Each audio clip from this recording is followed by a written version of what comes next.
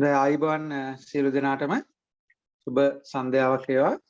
අපි ඊයේ ක්ලාස් එකේදී අපි අන්තිමන කරපු ක්ලාස් එකේදී අපි කතා කළේ පුරෝකතනයේ ප්‍රමාණාත්මක ආකෘති වල පළවෙනි අවස්ථාව. පුරෝකතනයේ සම්බන්ධයෙන් ගුණාත්මක ප්‍රමාණාත්මක අවස්ථා දෙකක් තිබෙන බව ඊයේ පන්තියේදී මතක් කිරීමක් කළා. අපි කලින් කරපු පාඩම් ගැන සිහිපත් කිරීමක් කරලා එතනදී ප්‍රමාණාත්මක ආකෘති වල අපේ ප්‍රමාණාත්මක ආකෘති වර්ග තුනක් ගැන කතා කරනවා. පළවෙනි එක තමයි සරල චල මධ්‍යන, දෙවෙනි එක බරිත චල මධ්‍යන, තුන්වෙනි එක තමයි ඝාතීය සුමටකරණය. අපි මේ ලිස්ට් එක ලිව්වා. ඒකෙදී සරල චල මධ්‍යන පිළිබඳව තමයි අපි මේ කතා කරමින් සිටින්නේ. ඒතකොට චල මධ්‍යන වලදී චල මධ්‍යන ලබා ගනිද්දී සරල චල මධ්‍යන ලබා ගනිද්දී අනිවාර්යයෙන්ම අපි තීරණය කරන්න ඕන සාධකයක් තමයි එම චල මධ්‍යන ලබා ගැනීමේ ඝණය එහෙම නැත්නම් මාත්‍රය ඕඩ එක කීයද කියලා. ඕඩ එක කියලා කියන්නේ ඝණයේ මාත්‍රය කියලා කියන්නේ වරකට අතීත තොරතුරු කීයක් ලබා ගන්නවද කියන එක. එතකොට මෙන්න මේ ගැටලුව භාවිතා කරලා මේ ප්‍රමාණාත්මක ගැටලුව භාවිතා කරලා අපි මාත්‍රය දෙක වන අවස්ථාව ගැන කතා කළා.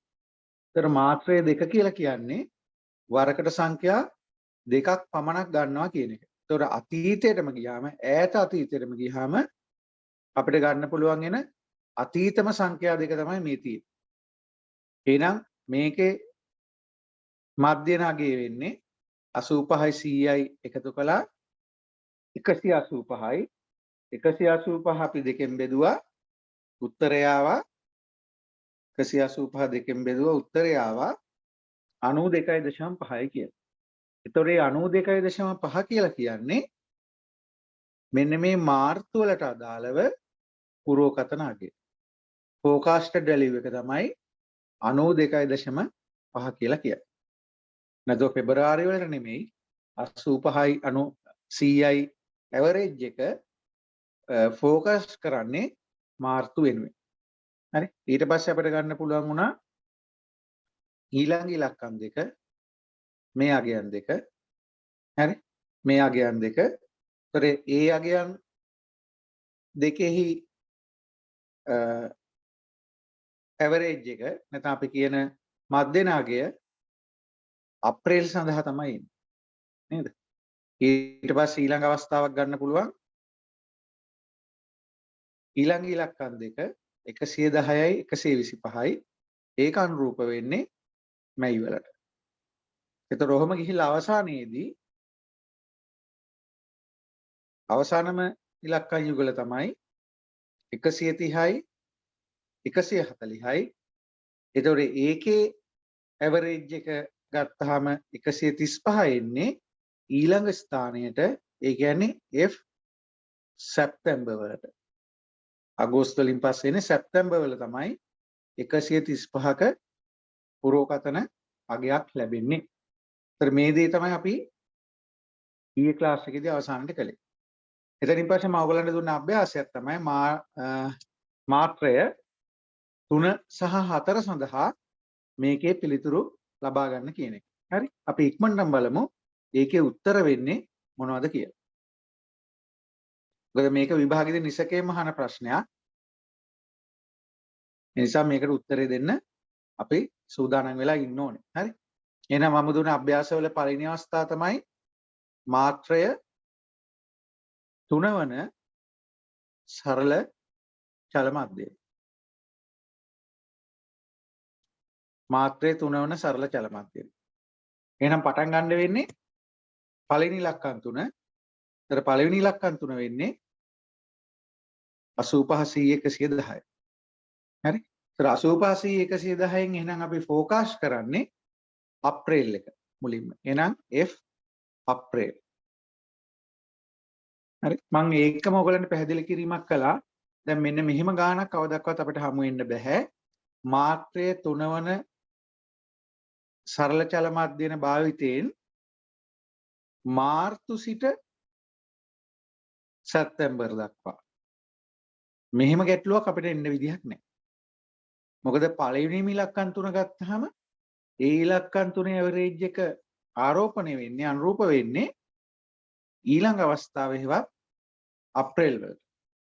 ඒ නිසා මේ වාක්‍යයේ ගැටලුවේ වැරද්දක් තියෙනවා.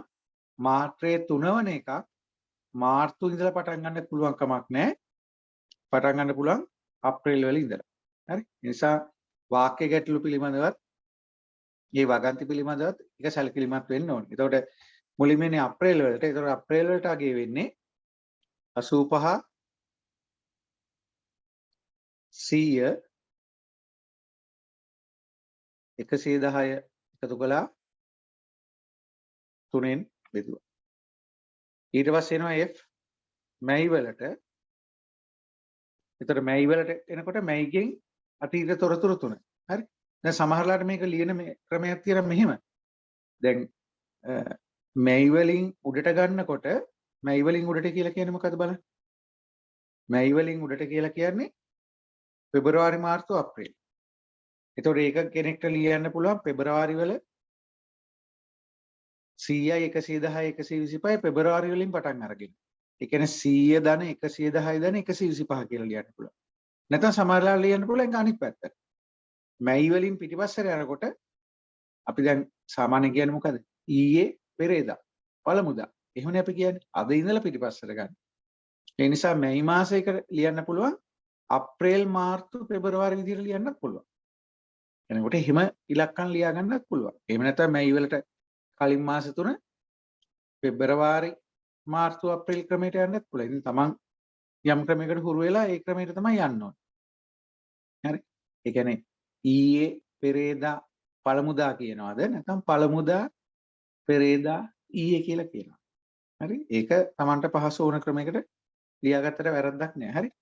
ඒතර මැයි මාසෙට කලින් තියෙන අගයන් තුන තමයි 100 110 125 එකතු කරලා 3ෙන් බෙදනවා. මාත්‍රය 3. ඊට පස්සේ මැයි වලින් පස්සේ ජූනි වලට එන්නේ. ජූලි නෙමෙයි ජූනි වලට. ඒතර ජූනි වලට කලින් ඉලක්කම් ටික තමයි 120 125 110. මොනවා රිවර්ස් එකට ලියන්නත් පුළුවන්. 120 125 110. එකතු කරලා 3ෙන් බෙදනවා. ඊට පස්සේ ජූලි. ඒතර ජූලි වලට කලින් තියෙන 135 120 125 එකතු කරලා 3ෙන් බෙදනවා. ඊට පස්සේ අගෝස්තු. අගෝස්තු වලට කලින් තියෙන්නේ 130 135 120 එකතු කළා 3ෙන් බෙදුවා. ඒතර අන්තිම එක F සැප්තැම්බර්. ඒතර සැප්තැම්බර් වලට කලින් තුන තමයි 140 130 135 එකතු කළා 3ෙන් බෙදුවා. හරි? ඒතර ඔයගොල්ලන්ට උත්තර ටික ලියා ගන්න පුළුවන්. අනිවාර්යයෙන් මේක නිවැරදිව කරලා ඇති. හරි? උත්තර ටික ලියා ගන්න පුළුවන්. දැන් මේකේ තියෙන විශේෂත්වයක් තමයි අපි හිතමුකෝ අපිට මෙන්න මේක වැරදුනා කියලා. මේ උත්තරේ පළවෙනි එක වැරදුනා කියලා. ඒක බලපාන්නේ ඊළඟ අවස්ථාවට. එක්ක අතරමැද එකක් වැරදුනොත් ඒක උඩේවටවත් යටේවටවත් බලපාන්නේ නැහැ. ස්වාධීන උත්තර තමයි එන්නේ. හරි? පරායත උත්තර නෙමෙයි ස්වායත්ත උත්තර තමයි එන්නේ. ඒක මේ ක්‍රමයේ තියෙන එක අතකින් ගත්තාම වාසියක් වෙනවා. මොකද ගණනයකදී එර එකක් ආවත් ඒ එර එක තියෙන එක තැනකට විතරයි. ඒක අනිත් ඊළඟ අනාගත අවස්ථාවලට නැත්නම් ඊළඟ අවස්ථාවලට ඒක බලපෑමක් ඇති කරන්නේ නැහැ. හරිනේ? ඒතර මේ තියෙන මාත්‍රය 3 වන සරල චල මධ්‍යම.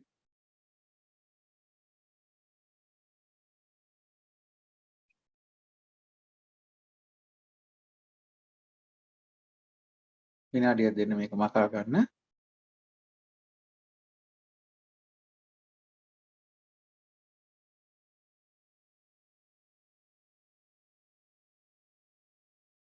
හරි. ඊට පස්සේ අපි එන්නේ මාත්‍රය 4 වන චල මධ්‍යම වලට. සරල චල මධ්‍යම. මාත්‍රය 4 නම් මුලින්ම ගන්න තියෙන අතීතම ඉලක්කම් 4 තමයි මේ තියෙන්නේ. එහෙනම් ඒක පටන් ගන්න තියෙන්නේ අනිවාර්යයෙන්ම මැයි මාසේ. එහෙනම් F මැයි. හරි? ඒතොර අවබෝධ කරගන්න මාත්‍රයේ 2 වෙන එකක් මුලින් පටන් ගන්න මාර්තු වලින්, මාත්‍රයේ 3 වෙන එක මුලින් පටන් ගන්න අප්‍රේල් වලින්, හැබැයි මාත්‍රයේ 4 වෙන එකක් පටන් ගන්න මැයි වලින්. මාත්‍රයේ 5 වෙන එකක් ආවොත් ජූනි වලින් එන්නේ. හරි. එහෙනම් මාත්‍රයේ 4 නම් අතීතම තොරතුරු 4. ඒතර මම රිවර්ස් එකට හිතන්නම්. 125 110 100 85 එකතු කළා 4ෙන් බෙදුවා. උත්තර ලියා ගන්න පුළුවන්. ඊට පස්සේ F ජූනි. ජූනි වලට කලින් ඉලක්කම් 4 120 125 110 100 මේක බෙදනවා 4. ඊට පස්සේ එක F ජූලි. ජූලි වල ඉලක්කම් වෙන්නේ ජූලි වලට කලින් ඉලක්කම් 4 ජූන් වල ඉඳලා පටන් ගන්නෙ 135 120 125 110 මේක බෙදුවා 4. මාත්‍රේ 4 නිසා ඉලක්කම් 4ක් ගත්තා. ඊට පස්සේ ජූලි අගෝස්තු. අගෝස්තු වල ඉලක්කම් 4 වෙන්නේ අගෝස්තු වලට කලින් ඉලක්කම් 4 130 135 120 125 මේක බෙදනවා 4. ඊට පස්සේ සැප්තැම්බර් වලට කලින් ඉලක්කම් 4 තමයි අගෝස්තු වලින් උඩට අගෝස්තු සමග 140 130 135 120 මේක බෙදනවා 4. right. ඒතර ওই විදිහට තමයි මාත්‍රයේ 4 වන සරල චල මධ්‍යන ලබා ගන්න. හරි. අනිවාර්යයෙන්ම ඔයගොල්ලෝ මේ පිළිතුරු නිර්දිව ලියලා ඇති. හරි. එහෙනම් අපි යන්න ඕනේ ඊළඟ අවස්ථාවට මාත්‍රය 5 කියලා ගත්තත් ඔය වගේ තමයි. ඒතර මාත්‍රය ක්‍රමක්‍රමයෙන් වැඩි වෙනකොට අපිට ගන්න පුළුවන් පුරෝගතන අගයන් ප්‍රමාණය ක්‍රමක්‍රමයෙන් අඩු වෙනවා. නේ? ඒ නිසා මාත්‍රයේ 5 වගේ අවස්ථාවට සාමාන්‍යයෙන් යන්නේ නැහැ. හරි? එහෙම යන්නේ නැහැ. හේතුව තමයි එතකොට පුරෝගතන ඉලක්කම් ප්‍රමාණය එන්න අඩු වෙන නිසා. එහෙනම් අපේ ඊළඟ මාතෘකාව වෙන්නේ දෙවෙනි අංකය. මම හිතන්නේ රෝම ඉලක්කම් දාලා තමයි ලිව්වේ. බලන්න මේ ක්‍රමයටම ලියන්න. එහෙනම් දෙවෙනි අවස්ථාව තමයි මොකක්ද දෙවෙනි අවස්ථාව? බරිත චල මධ්‍යන.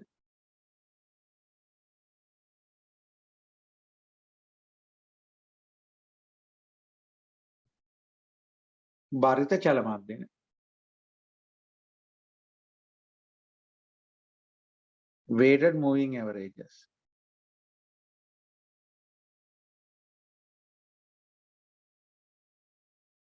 බරිත චල මධ්‍යන. මොකද එන මේ බරිත කියලා කියන්නේ? බරිත කියලා කියන්නේ දැන් සරල චල මධ්‍යන වලදී අපි ගත්තොත් මාත්‍රයේ 3 වන අවස්ථාව. ඒතර මාත්‍රයේ 3 වන අවස්ථාවකදී අපි මුලින්ම ලිව්වේ F අප්‍රේල් කියලා. නේ? F අප්‍රේල්. ඒතර අප්‍රේල් වලට කලින් තියෙන ඉලක්කම් 3 වෙන්නේ මාර්තු වලින් එහාට 110 100 85. නේද? මේක එකතු කරලා අපි බෙදුවා 3. මේක එකතු කරලා බෙදුවා 3. එතකොට බෙදීම 3 කියන එකෙන් කියවෙන්නේ මොන වගේ ලක්ෂණයක්ද? ඇත්තට 3න් බෙදනවා කියන්නේ 110ක් 3න් බෙදනවා 100ක් 3න් බෙදනවා 85ක් 3න් බෙදනවා. එන සරල චල මධ්‍යන වලදී මෙන්න මේ ඉලක්කම් හැම එක්කෙනාටම සමාන සැලකීමක් නැත්නම් සමාන බර තැබීමක් තමයි කරලා තියෙන්නේ. හැම එකෙන්ම 3න් 1 3න් 1 3න් 1 අරගෙන තමයි 3න් 1 ඒවා 3ක් ඒවා සම්පූර්ණ කොටස හදලා තියෙන්නේ. හරි? සෑම කෙනාගෙන්ම 3න් 1 3න් 1 3න් 1 අරගෙන. මාත්‍රය 4 වන අවස්ථාව ගත්තා නම් හැම කෙනාගෙන්ම 4න් 1 4න් 1 4න් 1 4න් 1. මාත්‍රයේ 2 වන අවස්ථාව ගත්තොත් හැම කෙනාගෙම එතකොට ගන්න බරකට 2යි 2න් 1 2න් 1. භාගි තමයි අරගෙන තියෙන්නේ. එන සරල චල මධ්‍යන වලදී මේ අතීත තොරතුරු හැම එකටම සමාන වැදගත්කමක් තමයි දීලා තියෙන්නේ. සමාන සැලකිල්ලක් දීලා තියෙන්නේ. හැබැයි අපි ඒක ගැන හිතනකොට මෙන්න මෙහෙම නේද? ඕකේ වඩාත්ම ප්‍රායෝගික පැත්ත වෙන්නේ. ඒ කියන්නේ අප්‍රේල් වල පුරෝකතනගේ අපි ගන්න යනවා නම් ඊට කලින් ඉලක්කම් 3 දිහා හිතාගෙන ඒකෙදී අපි වැඩි සැලකිල්ලක් දෙන්න ඕනේ ආසන්නම ඉලක්කමට. ඊට වඩා අඩු සැලකිල්ලක් තමයි ඊට අතීත තොරතුරු දෙන්නේ. ඊටත් අතීතයට තියෙන පුංචි වැදගත්කම. 110 කියලා කිව්වේ මාර්තු. 100 කියලා කිව්වේ පෙබරවාරි. 85 කිව්වේ ජනවාරි. එහෙනම් මේකේ අපි වැදගත්කම දෙන්න ඕනේ මොකද්ද? ආසන්න මගේට තමයි වැඩි වැදගත්කමක් දෙන්නේ. දැන් කවුරු හරි අහනවා හෙට වහිද? අපොයි ෂුවර් හෙට වහිනවා. කොහොමද ඒක කියන්නේ? ඇයි ගිය මාසෙත් වැස්සනේ. දැන් සති 3කට කලින් වැස්සනේ. සති 2කට කලින් වැස්සනේ. ෂුවර් එකට හෙට වහිනවා. ඒතර කියනවා ඉතින් ඉච්චර ඈත අතීත තොරතුරක් ඉච්චරම මේ විශ්වාස කරලා කොහොමද හෙටට ආරෝපණය කරන්නේ? නේද? අපිට කියන්න තිබුණා ඊයේ වැස්සා, පෙරේදත් වැස්සා. ඒක නිසා අදත් වැස්සා හොඳටම. ඒක නිසා හෙටත් වහි. නේද? එහෙමනේ කියන්නේ. ඒ කියන්නේ ආසන්නම තැනට තමයි වැඩි වැදගත්කමක් දෙන්නේ. අතීතයට යද්දී ක්‍රමක්‍රමයෙන් මොකද වෙන්නේ? ඒ වැදගත්කම හීන වෙලා යනවා. මම මේ තරු 3ක් දාලා පෙන්නුවේ ඒකයි. ආසන්නම 110ට තමයි වැඩි වැදගත්කම. ඊට ඈතට ඊට වඩා අඩු වැදගත්කමක් ඈතට යනකොට තවත් අඩු වැදගත්කමක් වෙනවා. එන්නේ වැදගත්කම තමයි බරිත චල මාධ්‍යනවලදී භාවිතා කරන්නේ. පැහැදිලිනේ? හරි. අපි එහෙනම් සටහන හදා මේක ස්ටැට් වලදීත් කතා කරා. ස්ටැට් වල කතා කරපො මේ බර තැබීම තමයි මෙතන සංකල්ප වෙන්නේ. හරි අපි මාතෘකාව ලිව්වේ බරිත චල මාධ්‍යනේ weighted moving averages. right. එහෙනම් පළවෙනි බුලට් එක දාලා පළවෙනි තරුවක් දාලා ලියන්න point form එකෙන් ලියමු. ලියන්න පුළුවන් සරල චල මාධ්‍යන භාවිතයේදී අතීත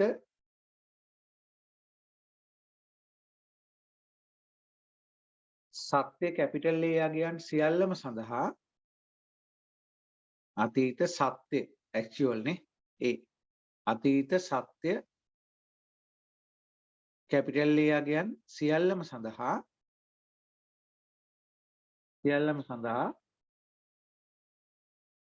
සමාන වැදගත්කමක් නැත්නම් සැලකීමක් ඒක අන්ඩර්ලයින් කරගන්න. සමාන වැදගත්කමක් නැත්නම් සැලකීමක් සිදු කරන ලදී.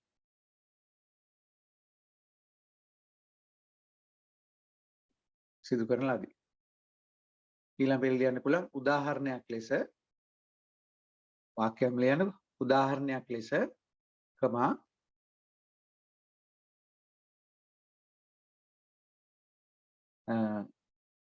මාත්‍රය 3 වන සරල චල මධ්‍යන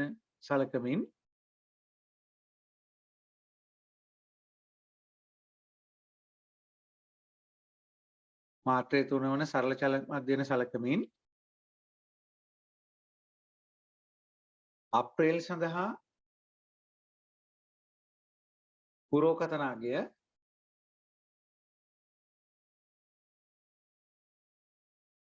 පහත පරිදි ලබා ගන්නට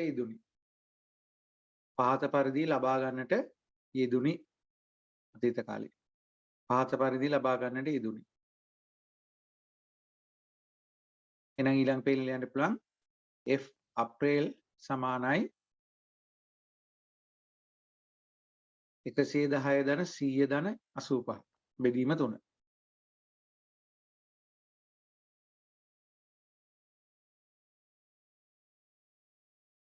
ක්‍රමක්‍රමයෙන් ඈතට යන විදිහට ලියලා තියෙනවා. ඒක 85 100 110 එකතු විදිහට ලියන්නත් පුළුවන්. හරි. මම ක්‍රමක්‍රමයෙන් අතීතයට යන විදිහට තමයි ලියලා තියෙන්නේ. හරි. එහෙනම් යට ලියන්න මෙම ගණනයේදී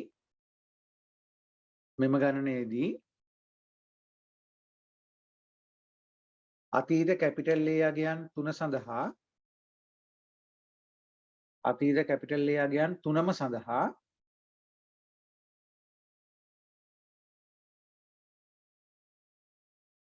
තුනෙන් එක බැගින්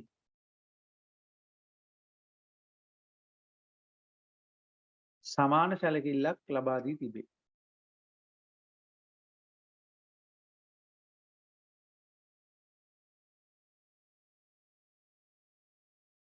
එනමුත් ප්‍රායෝගිකව සැලකුව විට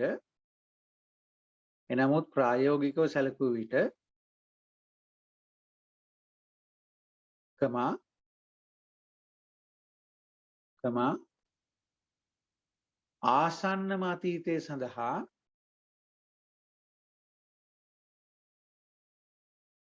වැඩි වැදගත්කමකුත් ආසන්නම අතීතය සඳහා වැඩි වැදගත්කමකුත්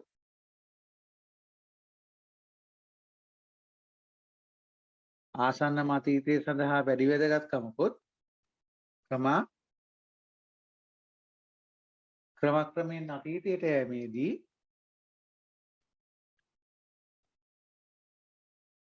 එම වැදගත්කමෙහි අඩුවීමකුත් සිදුවේ.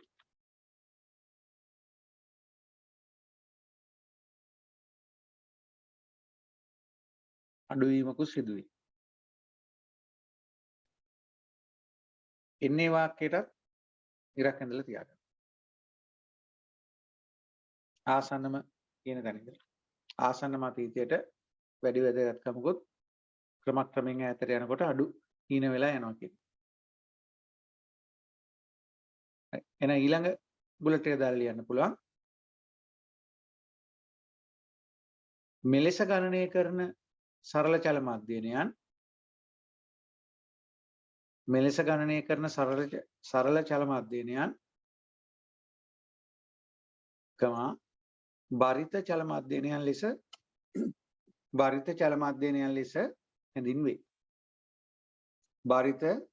අධ්‍යයනයන් ලෙස හැඳින්වේ.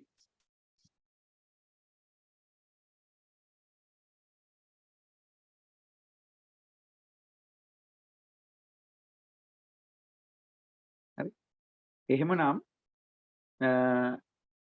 ඒ වෙලාවේදී අපි අවබෝධ කරගන්න ඕනේ නැත්නම් අපි අඳුර ගන්න ඕනේ කොයි විදිහටද මේ බර තැබීම කරන්න ඕනේ කියලා. එහෙනම් ඒකට අනිවාර්යෙන් බරිත අනුපාතයක් බරිත අගයන් අප විසින් තීරණය කරගන්න ඕනේ. මාත්‍රේ 2 නම් ගන්නෙ බරිත අගයන් 2ක් ගන්න ඕනේ. මාත්‍රේ 3යි නම් ගන්නෙ බරිත අගයන් 3ක් ගන්න ඕනේ. මාත්‍රේ 4 නම් ගන්නෙ බරිත අගයන් 4ක් ගන්න ඕනේ. හරිනේ? එහෙනම් ඊළාතරෝ දාලා යන්න. මෙහිදී අදාළ බරිත අගයන් එවත් බරිත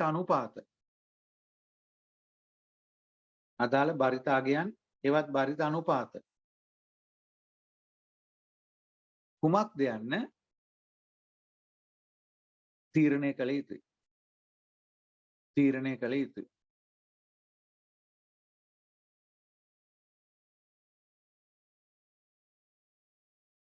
අපි නම් මෙතනදී කෙලිම උදාහරණයක් අරගෙන කළොත් අපි හිතමුකෝ බරිත අගයන් 3ක් ගන්නවා කියලා.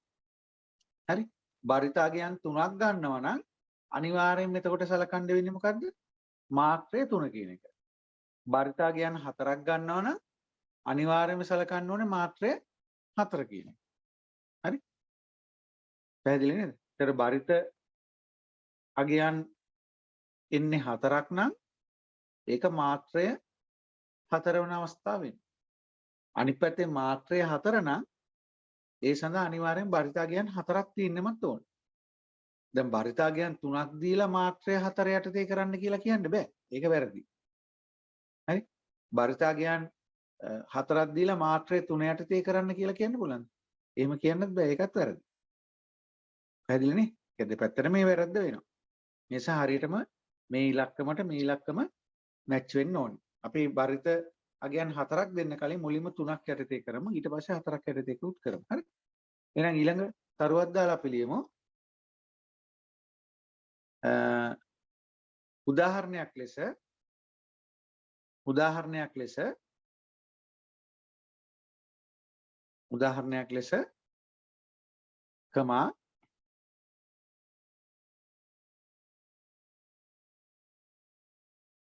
පහත බරිත අගයන් 3 සලකමු. පහත භාරිතාගයන් 3 සලකමු.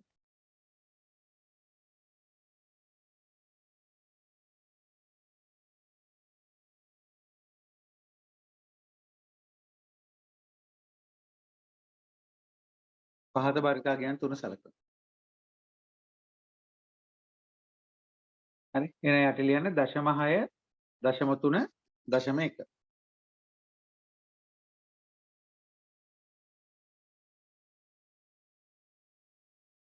එතන මේ භාරිතාගයන් 3 ඔයගොල්ලෝ අන්ඩර්ලයින් කරලා අන්ඩර්ලයින් කරලා මෙතනට ඊතලයක් දාලා ලියමු. මේකේ ලක්ෂණය තමයි මොකද්ද? අනුපාත තුනේ එකතුව එකක් වෙන්න ඕන. හරි? එහෙනම් ඊතලයක් දාලා ලියන ලක්ෂණය භාරිත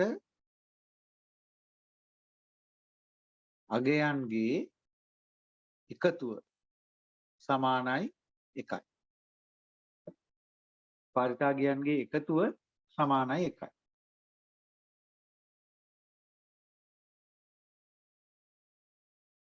ඒතර ඔයගොල්ලෝ සැලකිලිමත් වෙන්න වෙනවා විභාග වේලාවේදී ඔයගොල්ලන්ට භාරිතාගයන් 3ක් දෙනවා නම් ඒ තුනේ එකතුව එක වෙන බවට. භාරිතාගයන් දෙකක් දෙනවා නම් ඒ දෙකේ එකතුව එක වෙන බවට. භාරිතාගයන් 4ක් දෙනවා නම් ඒකේ එකතුව එක වෙන බවට ඔයගොල්ලෝ පේපර් එක වේලාවෙත් බලන්න ඕනේ. දැන් පසුගිය දවස්වල තිබුණා ඔයගොල්ලන්ගේ BCom 3 පේපර් එක. BCom 3 වල exam 2 3 දෙක මේ වෙනකොට ඉවරයි. 3 වල ඔයගොල්ලන්ගේ තිබුණා පේපර් එකක් ඔයගොල්ලන් ජ්‍යෙෂ්ඨ කට්ටියට ජ්‍යෙෂ්ඨ අයගේ ජ්‍යෙෂ්ඨ අයතනේ සුපර් සීනියර් කට්ටියට මැනේජ්මන්ට් සයන්ස් කළමනාකරණ විද්‍යාව ප්‍රශ්න පත්‍රයක්. ඒකේ මෙවැනි භාරිතාගයන් ඇත්තම කියනවා මේ තියෙන සම්භාවිතාගයන්. සම්භාවිතාගයන් 3ක් දීලා තිබුණා. ඒ සම්භාවිතාගයන් 3 තමයි 0.2 0.3 0.5. මෙන්න මේක තමයි ඉලක්කම් 3. හරි? මේ ඉලක්කම් 3 භාවිතා කරමින් තමයි කරන්න තිබුණේ. ඉතින් මේ තියෙන්නේ බර තැබීම. හරි? මේ තියෙන්නේ බර තැබීම. නමුත් මේ විදියට ලියපේකේ මුද්‍රණ දෝෂයක් ප්‍රශ්න පත්‍රය තුලම තිබුණා. ඒක විභාග ශාලාවේදී නිවැරදිුනෙත් නැහැ. ඒ දේ තමයි මේ එකතුව එක වෙන්නේ නැහැ. 0.2 0.3 0.5 එකතුව එක වෙන්නේ නැහැ. මෙතන තියෙන මුද්‍රණ දෝෂයක්. ඒ දෝෂේ තියෙන මෙන්න මෙතන. මේක 0.5 නෙමේ 0.5 විය යුතු. 0.5 විය යුතු. එතනදී ඒ මුද්‍රණ දෝෂය තිබුණා පේපර් එකේ. නිවැරදි උනේත් නැහැ. හරි? එතකොට කිසියම් දරුවෙක් මේක ඒ වෙලාවේදී අඳුරගත්තා නම් මේ එකතු එක වෙන්නේ නැහැ කොතනද වැරද්ද වෙලා තියෙන්නේ මෙතන 0.5 නෙමෙයි 0.5 වෙන්න ඕනේ. එහෙනම් යාට පුළුවන් එතන පොඩි සටහනක් දාන්න. දැන් මේක ප්‍රශ්න පත්‍රයෙන් පස්සේ ළමයිට ඇතිවෙච්ච ගැටලුවක්.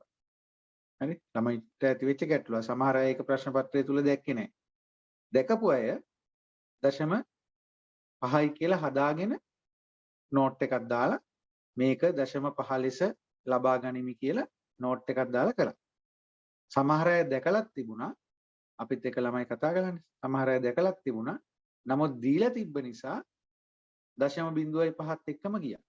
තවත් කට්ටිය එහෙම දෙයක් වැරද්දක් විදියට දැකලත් නැහැ. හරි? කණ්ඩායම් තුනක් ඉන්න පුළුවන් නේ. වැරද්ද දකින්නවා හදාගෙන කරනවා. වැරද්ද දකින්නවා නමුත් දුන්න නිසා ඒ ඉලක්කම අරගෙන කරනවා. සමහර කෙනෙක් ඒ වැරද්ද දකින්නෙත් නැහැ.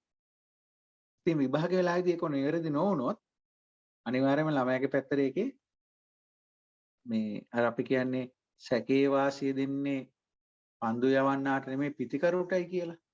ක්‍රිකට් ක්‍රීඩාවේදී නේද? තර්ඩ් අම්පයර්ට දාලා තීරණය කරන්න අපහසු නම් අපි පිටිකරුට තමයි අවස්ථාව දෙන්නේ. නෑ ඔයා නොදැනු ක්‍රීඩකයෙක්. ඔයා දිගටම සෙල්ලම් කරන්න, බැට් කරන්න කියලා කියනවා. ඒ වගේ මෙතනදී අවස්ථාව තියෙන්නේ අනිවාර්යයෙන්ම ක්‍රීඩකයා වන පිටිකරු වන ඔයගොල්ලන්ට. හරි? පිටිකරු වන ඔයගොල්ලන්ට. ඒකට කෙනෙක් හැදුවා කියලා හිතුවොත් 0.5 විදිහට හදාගෙන කළොත් එයාට නිවැරදි උත්තරයට යන්න පුළුවන්. නමුත් යම්කිසි කෙනෙක් මේක හදන්නේ නැතුව 0.5යි කියලා අරගත්තයි කියලා උත්තරයක් එන්නේ නැති වෙන්නේ නැහැ. උත්තරයක් එනවා. උත්තරයක් එනවා ඒ උත්තරේ වැරදි. ඒ උත්තරේ භාවිතා කරලා තවත් ප්‍රශ්නයකට ලියුවොත් ඒකත් වැරදි. හැබැයි මොකද වෙන්නේ? සමානයි කියලා උත්තරයක් එනවා. අපිට ඉරිගහලා ඉවරලා ලියන්න පුළුවන් උත්තරයක් එනවා. හරි? ඒක නිවැරදි නොවීම තමයි වෙන්නේ. නමුත් මේක ප්‍රශ්න පත්‍රයේදී වෙච්ච වැරද්දක් නිසා 0.5 කියලා අරගෙන කරපු දරුවන්ට ඒක දැක හෝ නොදැක අරගෙන කරපු අයට වැරද්දක් වෙන්නේ නැහැ සම්පූර්ණ ලකුණු හමු වෙනවා. නේද අපේ තියෙන පොඩි මේ විමසිලිමත් බවක් තියාගන්න ඕනේ. ඒක නිවැරදිද කියලා මෙතනදී මේක 0.5 කියලා හදාගෙන කළොත් ප්‍රශ්න පත්‍රය තුලදී යාට අමතර වාසියක් ලබා ගන්නත් පුළුවන්. හැබැයි පඬිත කතා කියලා නෙමෙයි මේ ප්‍රශ්නය වැරදි කොහොම දේවල් දෙන්න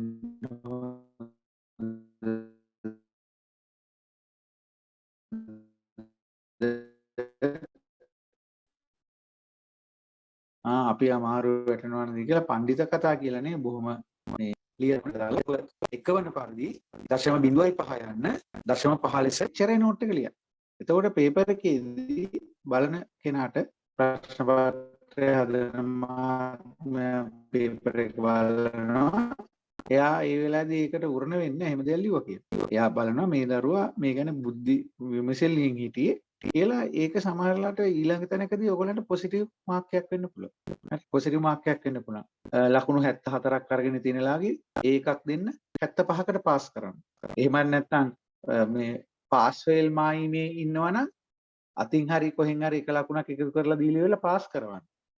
අන්න ඒ වගේ දේකුත් වෙන්න පුළුවන්. ඉතින් මම පොඩි වෙලාවක් අරගෙන මේ කාරණේ පැහැදිලි කළේ මොකද ඒක ප්‍රායෝගිකව මේ අවස්ථාවේදී සිද්ධ වෙච්ච දෙයක් නිසා. ඒව ගැන විමසිල්ලෙන් ඉන්න. හරි. අපි එහෙනම් මේක ඉදිරියට ගියොත් එතකොට මෙතන ලක්ෂණය කියලා ලියන බරිතාගයන්ගේ එකතු 1යි කියලා. හරි. එහෙනම් අපි දැන් මෙතන බරිතාගයන් 3ක් කරන් තියෙනවා. 6 3 9 1යි 10යි. එකතු ඒ කියන්නේ 1.0. එහෙනම් මෙතනින් ඉස්සරහට යන්න පුළුවන්. එහෙමනම් මේ බරිතානුපාත පාවිච්චි කරන්නේ කොහොමද? ඒ පාවිච්චි කරද්දී තියෙන සංකල්පය තමයි මේ අගයන්ගෙන් අපිට මුලින්ම පටන් ගන්න පුළුවන් ඉන්නේ අප්‍රේල් කියන එකනේ. F අප්‍රේල් වලින් තමයි පටන් ගන්න. ඒතර අප්‍රේල් වලට කලින් තියෙනවා මාර්තු, පෙබරවාරි, ජනවාරි.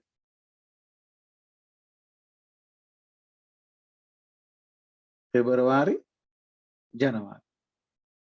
හරි. එතකොට මේ මාස වලට මේ බරිතාගයන් අපි යොදා ගන්න ඕනේ. එතකොට ඒක යොදාගනීදී සංකල්පය තමයි මේ බරිතාගයන්ගෙන් වැඩිම අගය දාන්නේ මාර්තු වලට. ඊළඟට අඩු අගය දාන්නේ පෙබරවාරි වලට. ඊළඟට අඩුම අගය තමයි දාන්නේ ජනවාරි වලට. හරි. ඒකෙදී අපි ලියන දේ තමයි ආසන්න මාසයට වැඩි වැදගත්කමක් දෙනවා. ඊයේ වෙච්ච දේ අනුව අද තීරණයක් ගන්න. පෙරේදා වෙච්ච දේ අනුව අද තීරණයක් ගන්න තියෙන්නේ ඊට අඩු හැකියාවක් නේද? අන්න ඒ විදිහට. හරි. ඒ නිසා මෙතනදී බාහිර අනුපාත භාවිතා කරන්නේ කොහොමද? වැදගත්කමක් එන විදිහ. ඒක වැදගත් රූලෙන් රතු පෑනකින් තරුවක් දාලා ලියන්න. මෙම බරිතානුපාත සැලකීමේදී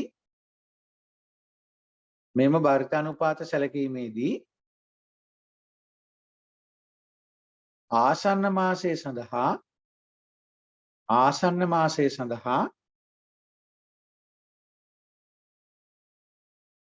වැඩිම බර තැබීමද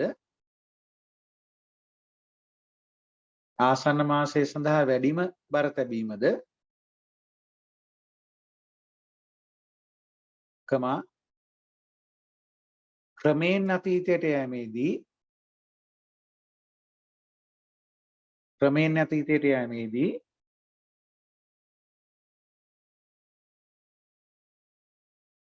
බරිතාගයන් ද අඩුවෙන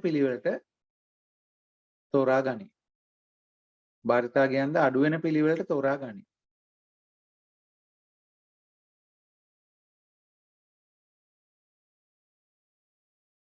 එහෙනම් ඊළඟ පිළිවෙල යන්න පුළුවන්. එනම්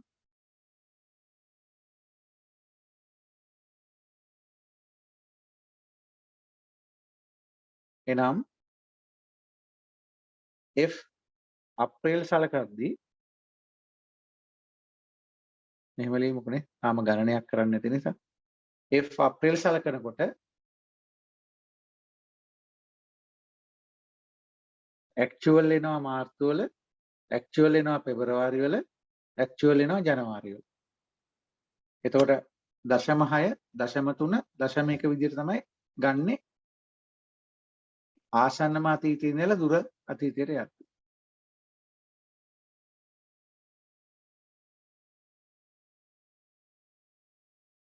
හරි. එහෙනම් අපි මේ ඉලක්කම් තුන පාවිච්චි කරලා ගාණක් නිර්මාණය කරමු. එහෙනම් ලියමු ගැටලුව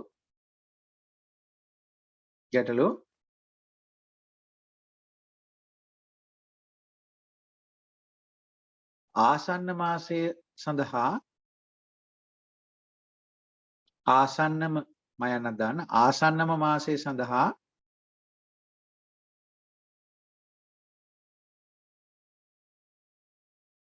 වැඩි බර තැබීමක් සිදු කරමින්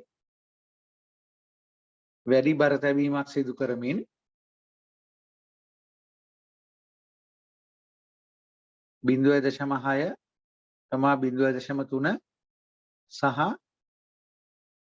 0.1 යන බරිත අනුපාත ගෙන එතර අගයන් 3යි නම් මාත්‍රය 3 වෙන්න ඕනේ. එතර පටන් ගන්න වෙන්නේ අනිවාර්යෙන් අප්‍රේල් සිට. හරි. යන බරිත අනුපාත ගෙන අප්‍රේල් සිට සැප්තැම්බර් දක්වා විකුණුම් මගයන් පුරෝකථනය කරන්න.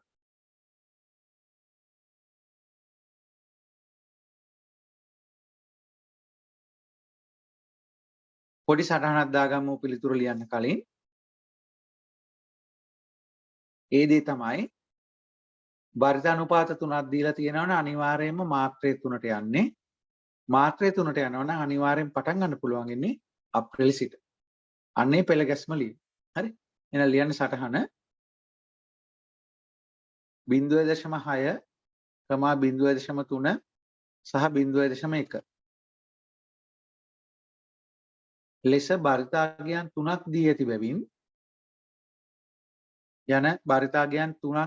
බැවින්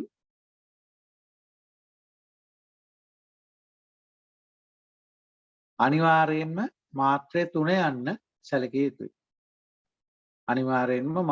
3 යන්න සැලකිය යුතුයි.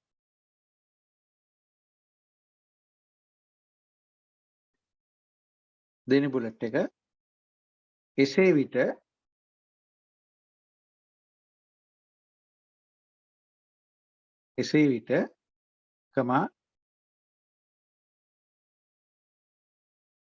අප්‍රේල් සිට ඉදිරියට F අගයන් ගණනය වේ. අප්‍රේල් සිට ඉදිරියට F අගයන් ගණනය වේ. අප්‍රේල් සිට ඉදිරියට F අගයන් ගණනය වේ. හරි. එහෙනම් අපි ලියන්න පටන් ගමුනේ. එනම් මුලින්ම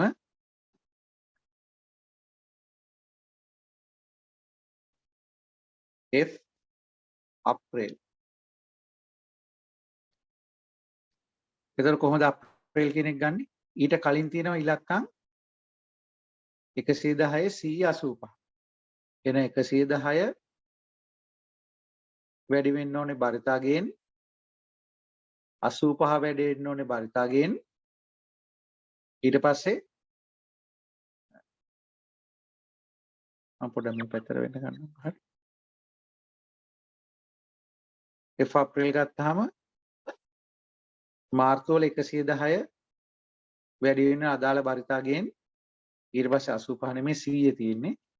100 වැඩි වෙන බරිතාගෙන් ඊට පස්සේ 85 වැඩි වෙන්න ඕනේ එයාගේ බරිතාගෙන්. හරි.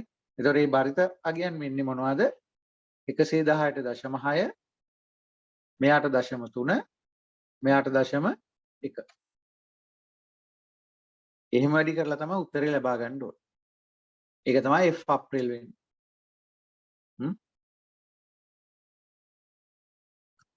ඉක්මනට වැඩි කරලා ගමු.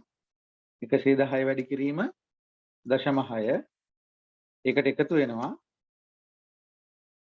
100 වැඩි කිරීම 0.3 ඒකට එකතු වෙනවා 85 වැඩි කිරීම 0.1.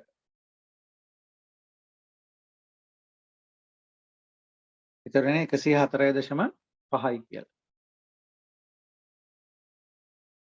ඊට පස්සේ අපි එන්නේ F මැයි වලට. හරි. ඒතර මැයි වල ඉඳලා අතීතයේ ඉලක්කම් තුන ලිව්වොත් 125යි බරිතාගය. බරිතාගය මේ වෙලාව ලියන්න එපා. මේ ලියන ස්ටයිල් එකටම ලියන්න. මුලින්ම ඉලක්කම් තුන ලියන්න. 125 110 ඊට පස්සේ 100. හරි. ඊට පස්සේ දානවා බරිතාගයන් තුන. නැත්නම් 125.6 ලියන්න ගියාම අර ඉලක්කම් වල පැටලීමක් වෙනවා. ඒතර මෙතනින් උත්තරේ ගන්නත් පුළුවන්. ඊට පස්සේ එනවා F මැයි වලින් පස්සේ ජූනි වලට. ඒතර ජූනි වලට කලින් ඉලක්කම් තුන මොන අපිට පුළුවන් මෙහෙම දෙයක් කරන්න. මේ වරහන් ජෝඩු දාලා තියෙනවා. ඒතර වැඩේ කාර්යක්ෂම වෙනවා. ඉක්මන් වෙනවා. ජෝඩු තුනක්නේ හම්බෙන්නේ. නේ? ගුණිත ජෝඩු තුනක්. ඒතර ජූනි වලින් උඩට වෙන්නේ 120න් පටන් ගන්නවා. 120 125 120 125 110. ඊට පස්සේ බරිත අගයන් 0.6 0.3 0.1 සුළු කරලා ගන්න පුළුවන්. ඊට පස්සේ ජූලි වලත් ඒ වගේම යුගල් ටික දාලා තියපුවා වැඩේ ලීසි. ජූලි වලට උඩින් ඉලක්කම් වෙන්නේ 135න් පටන් ගන්න. 135 120 වැරදිද නේද? 135 120 125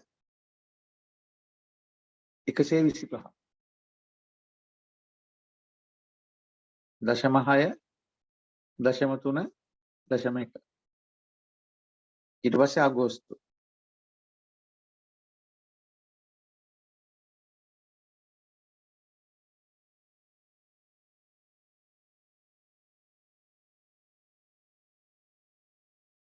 වලට උඩින් 130 135 120 0.6 0.3 0.1. අන්තිම එක්කෙනා F සැප්තැම්බර්. සැප්තැම්බර් වලට කලින්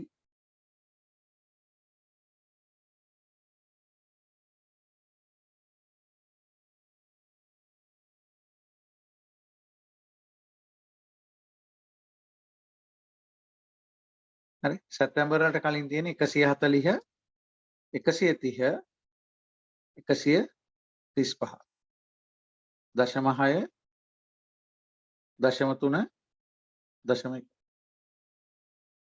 ඒතර මේ විදිහට තමයි බරිතාගයන් තුනක් නැත්නම් බරිතානුපාත තුනක් දීලා තියෙනවා නම් අගයන් තුනක් දීලා තියෙනවා. එතකොට මාත්‍රේ 3 වන බරිත චල මාධ්‍යන ලබා ගන්න පුළුවන් විදිය. හරි. හරි. අපි එහෙනම් මාත්‍රේ 4 වෙනි එකකටත් යමු. මාත්‍රේ 4 වෙනි එකටත් යමු. එහෙනම් ලියමුකෝ ඊළඟ ගැටලුවක් කියලා. ඊළඟ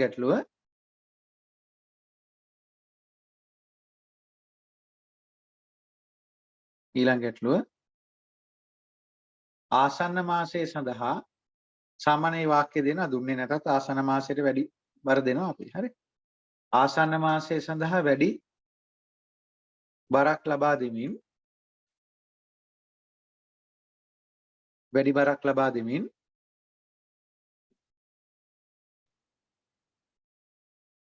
0.4 0.3 0.2 හා 0.1 බලන්න එකතු එකක් වෙනවනේ යන බරිත අනුපාතය යටතේ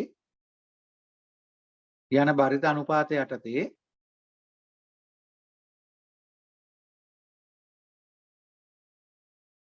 යන බරිත අනුපාතය යටතේ එතකොට කවද ඉඳලාද යන්න පුළුවන් ඉලක්කම් 4ක් ගන්න ඕනේ. එතකොට අතීතම ඉලක්කම් 4 වෙන්නේ ජනවාරි පෙබරවාරි මාර්තු අප්‍රේල්. එහෙනම් පටන් ගන්න පුළුවන් ඉන්නේ මැයි වලින්. හරි. යන බරිත අනුපාතය යටතේ මැයි සිට සැප්තැම්බර් දක්වා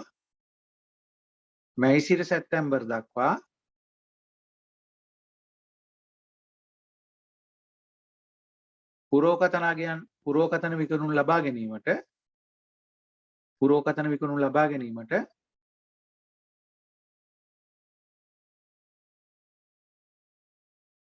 බරිත චල මධ්‍යන ක්‍රමය භාවිතා කරන්න. බරිත චල මධ්‍යන ක්‍රමය භාවිතා කරන්න. බරිත චල මධ්‍යන ක්‍රමය භාවිතා කරන්න.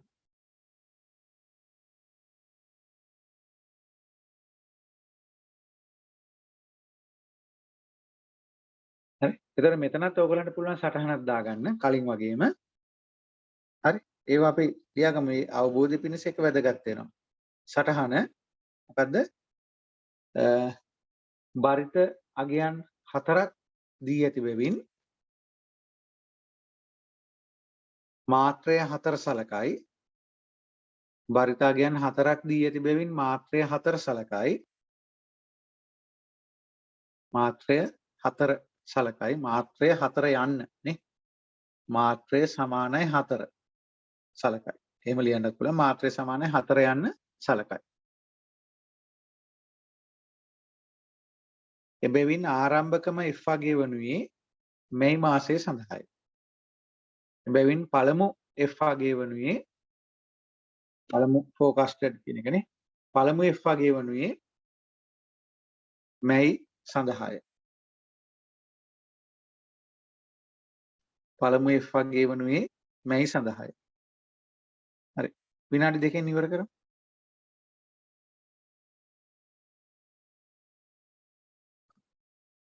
F මැයි. එතන මෙතන එනවා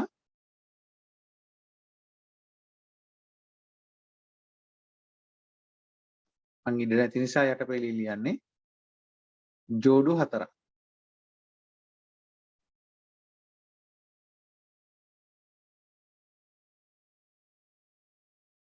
ඒතර අතීතයටම ගියාම මැයි වලින් උඩට 125 110 100 85 ඊට පස්සේ පුරවන බරිතාගය 0.4 0.3 0.2 0.1 සුළු කරලා උත්තරේ ගන්න එක පස්සේ කරමු. මොකද කැල් එකෙන් එක වතාවෙම ගැනීම එකම රිද්ම් එකකට පස්සේ කරන්න පුළුවන්. මොකද එක උත්තරයක් අනිත් උත්තරයට බලපාන්නේ නැහැ. ඒ නිසා මුලින්ම ඉලක්කම් ටික ලියලා ඉවර වෙන්න. නැත්තම් වෙන්නේ අපේ අර විභාගයේදී අනවශ්‍ය කාලයක් යනවා අර මේ රිද්ම් එක වෙනස් කරගන්න. අර පිටිකරුව වගේ තමයි විකට් එකක් ගියාම ඊළඟ සම්බන්ධතාව ගොඩනගෙන ටිකක් වෙලා යනවා. සෙටප් එක හදාගන්න. ඒතර ජූනි වලින් අතීතයට ගියාම මැයි වලින් පටන් ගන්න 120 125 110 100 0.4 0.3 0.2 0.1 උත්තරේ පස්සේ ඊට පස්සේ ජූලි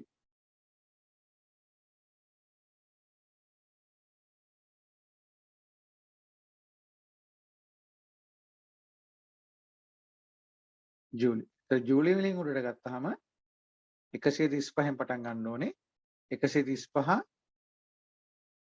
ජූන් වලින් ඊට පස්සේ 120 125 110 ඊට පස්සේ එනවා අගෝස්තු වලට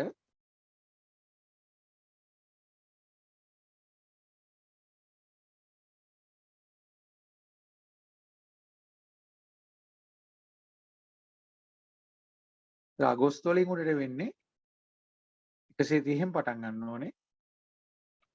130 135 120 125.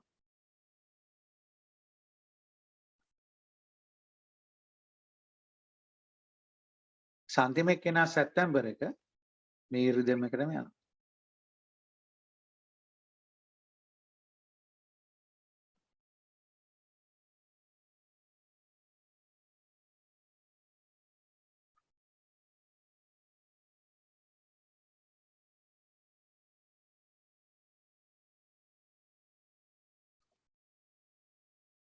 ඒතර අගෝස්තු වලින් උඩට අගෝස්තුත් එක්ක උඩට යන්නේ 140 130 135 120 දශම 6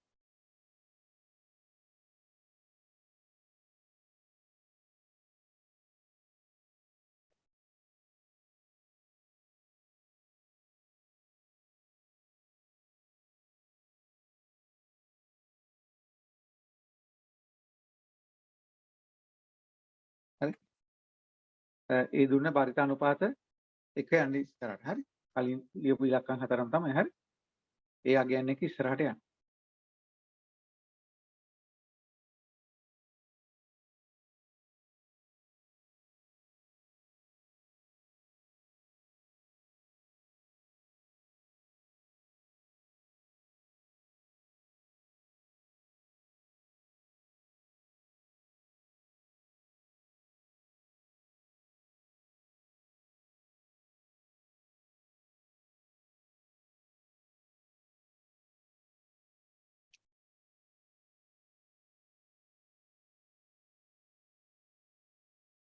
හරි. මම චෙක් කළේ පරිතානුපාත 4 4 3 2 1 නේ. 4 3 2 1. ඒතර ඒ අගයන් හතර තමයි දිගටම එන්නේ. එහෙම කරලා අපිට පුළුවන් සැප්තැම්බර් වලටත් පුරෝගතන අගය ලබා ගන්න. පැහැදිලිනේ? හරි. එහෙනම් අපි ඊළඟට එන්නේ තුන්වන ක්‍රමයට. ඒක තමයි ඝාතීය සුමටනය. ඝාතීය සුමටනය.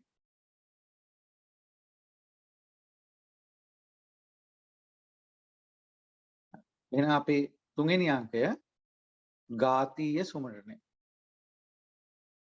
ඝාතීය සුමටනය.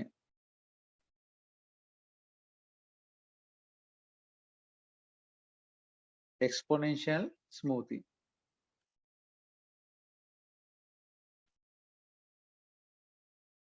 ඝාතීය සුමටනය.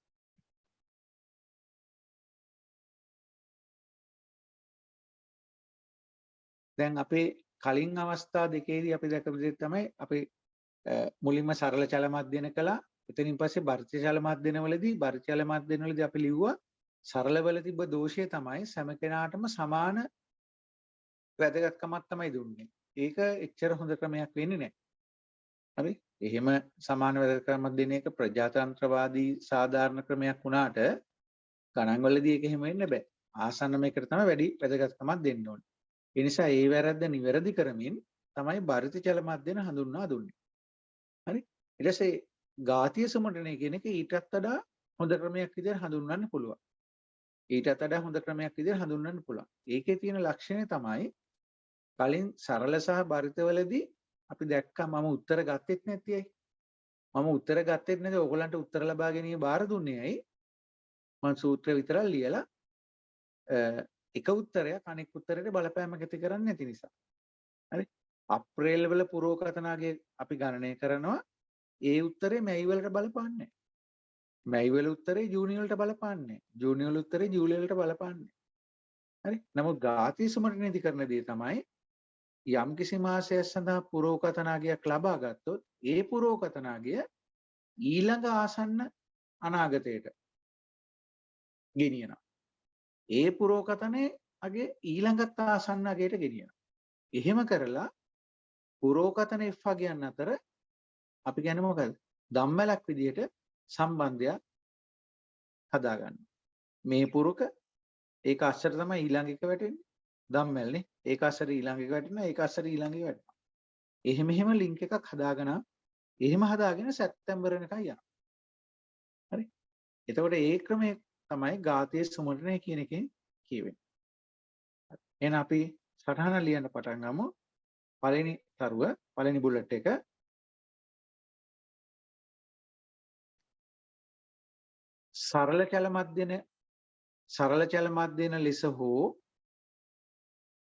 සරල චල මධ්‍යන ලෙස හෝ බරිත චල මධ්‍යන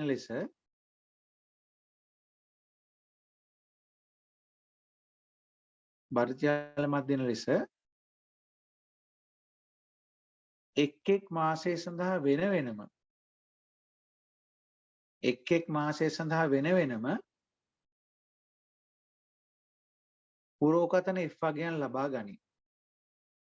පුරෝකතන F වගයන් ලබා ගනී.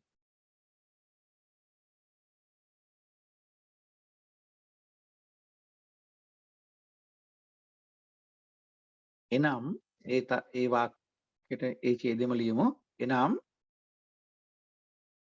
කිසියම් මාසයක් සඳහා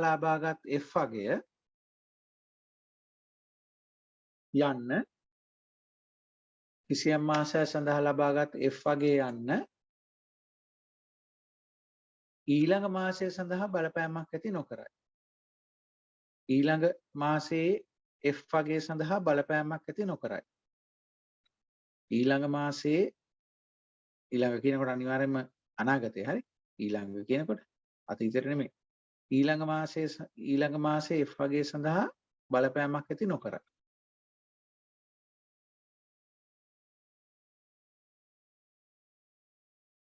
දෙවෙනි තරුව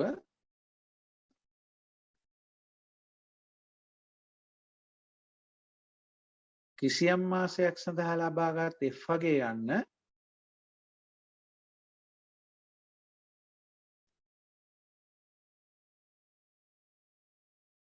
ඊළඟ මාසයේ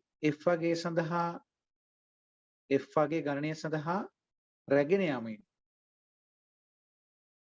ඊළඟ මාසයේ F වගය ගණනය සඳහා රැගෙන යමින්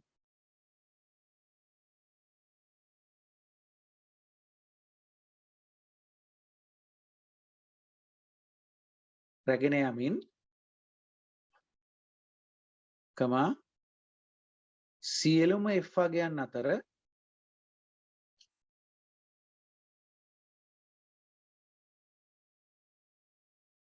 පරායත්ත භාවයක් ඇති කර ගැනීම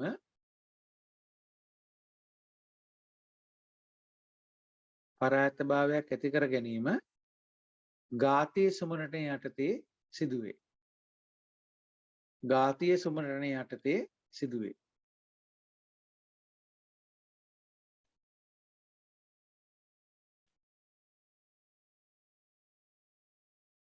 ඊළඟ තරුව මෙය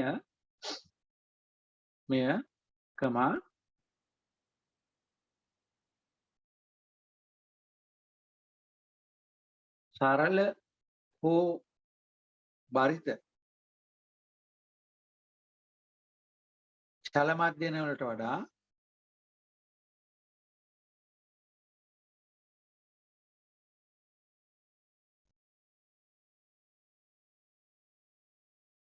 වඩා සාධාරණ ක්‍රමයක් ලෙස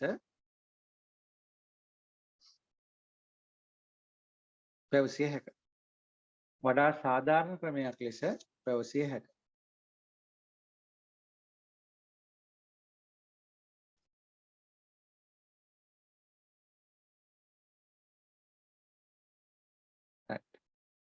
ඊට පස්සේ රූලක් කැරලා ටිකක් ලොකු තරුවක් දාලා ලියන්න. මේකට භාවිතා වෙන සූත්‍රයක් තියෙනවා. ඒ සූත්‍රය ගැන තමයි ඊළඟට කියන්නේ. එහෙනම් තරුවක් දාලා ලියන්න.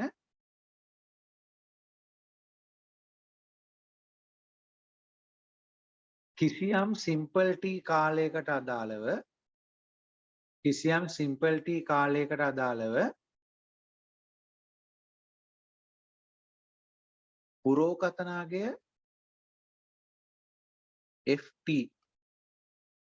පුරෝකතනාගය FT නිකම් F කියන්නේ නැතුව ඒක T කියලා ලිව්වා.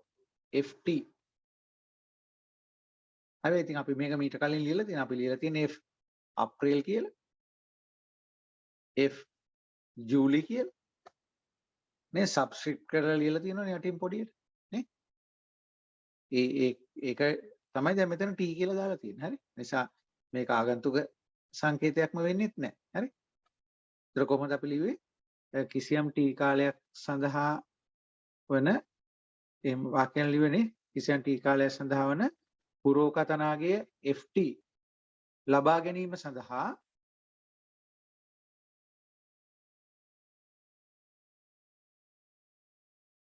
පහත සූත්‍රය භාවිතා කරයි.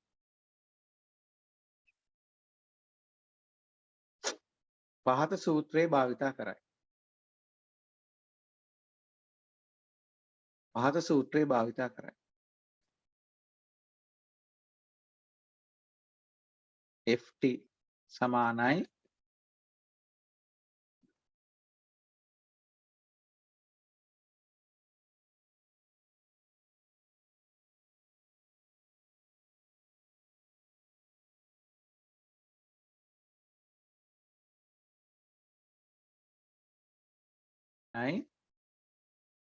ඇල්ෆා A T ඍණ 1 ධන 1 ඍණ ඇල්ෆා F T ඍණ 1. මේක ලියා ගමුකෝ.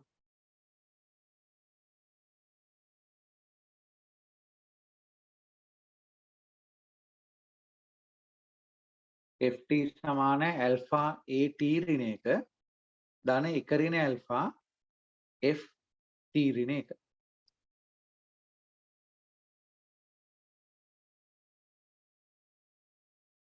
හරි?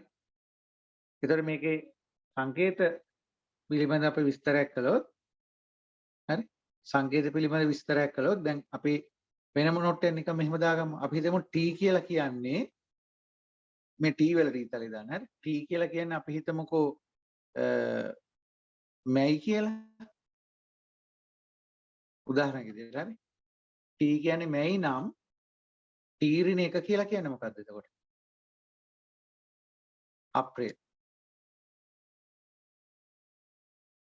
එතකොට මෙතන T ඍණ 1 ඒ කියන්නේ අප්‍රේල්. හරි? T කියන්නේ මැයි නම් T ඍණ 1 කියන්නේ අප්‍රේල්. ආයෙත් තියෙන T ඍණ 1ක් ඒකත් අප්‍රේල්. එතකොට ඔයගොල්ලන්ට කාරණේ පැහැදිලි. හරි? ඒ කියන්නේ මැයි වල පුරෝකතනාගේ ගන්න යනවා නම් ඒකට බලපානවා මොකද්ද?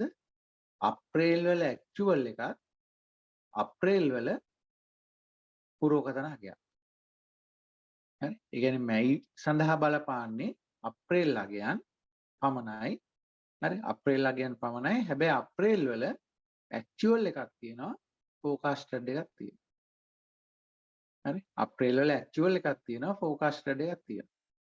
ඒ විදිහට තමයි මේ සූත්‍රය නිර්මාණය වෙන්නේ. හරි? එහෙනම් මේකේ තියෙන සංකේත පිළිබඳ අපි විස්තරයක් කරමු. මෙහි හරි? මෙහි FT. හරි? මොකද FT කියන්නේ? සිම්පල් T කාලය සඳහා අවශ්‍ය කරන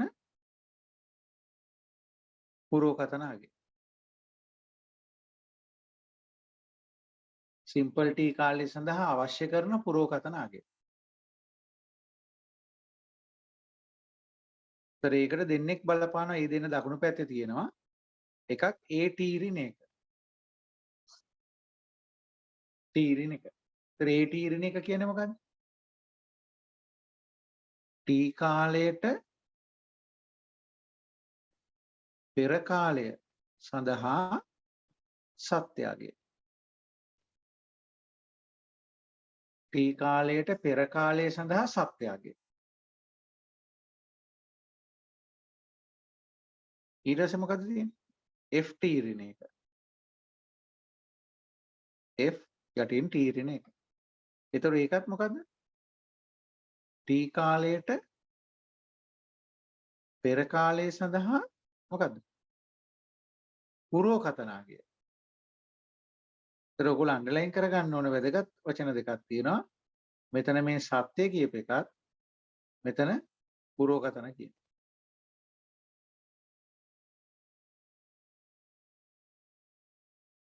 හරි. ටී කාලයට පෙර කාලයේ සත්‍යය ගියා ටී කාලයට පෙර කාලයේ පුරෝකතන ගියා. හරි. ඊට පස්සේ ඊළඟ බුලට් එක ඊළඟ හඳුනා ගැනීම ඉඩ නැති නිසා මම මේ වම් පැත්තට ගන්නම්. ඊට පස්සේ දින ඇල්ෆා කියලා සංකේතයක්. ඒ ඇල්ෆා වලට දෙන්නේ සුමටන සංගුණකය. සුමටන සංගුණකය. ඒක ගැටලුවේදී ඔයගලන්ට දෙන්නම ඕනේ. සුමටන සංගුණකය. ඒතර වෙන දේ බලන්න. සුමටන සංගුණකාගය සුමටන සංගුණකාගේ වැඩි කරනවා කාත් එක්කද? ඇක්චුවල් එකත් එක්ක. සුමටන සංගුණකේ අනුපූරක අවස්ථාව ඒ කියන්නේ එක ඍණ ඇල්ෆා. ඇල්ෆා කියන 0.2යි නම් එක ඍණ ඇල්ෆා කියන 0.8යි. ඇල්ෆා කියන 0.6 නම් එක ඍණ ඇල්ෆා කියන 0.4යි. එතකොට ඒකේ අනුපූරකගේ වැඩි කරනවා කාත් එක්කද? ඊට පෙර කාලේ පුරෝකතනාගියත් එක්ක. දැන් මැයි වල ගන්න යනවනම් මොකද කරන්නේ? අප්‍රේල් වල ඇක්චුවල් එක සුමටන සංගුණකයෙන් වැඩි කරනවා. අප්‍රේල් වල ෆෝකාස්ටඩ් එක සුමටන සංගුණකේ අනුපූරකයෙන් වැඩි කරනවා. එහෙම කළා තමයි මැයි වල පුරෝකතනාගිය ලබා ගන්න. පැහැදිලිනේ? මැයි වල පුරෝකතනාගිය ලබා ගන්න. එහෙනම් මේ සූත්‍රයේ භාවිතයෙන් තමයි අපි ඉස්සරහට යන්නේ. හරි? ඒකම මේ සූත්‍රයේදී බලන්න මෙතනත් ඇත්තනම කරලා තියෙන්නේ බර තැබීමක්ම තමයි. මොකද මෙතන තියලා තියෙන බර තැබීම. මෙතන බර තැබීම මෙන්න මෙහෙම විස්තර කරන්න පුළුවන්. මම මේ ටික පොඩ්ඩක් නැවත මකන්න. හරි?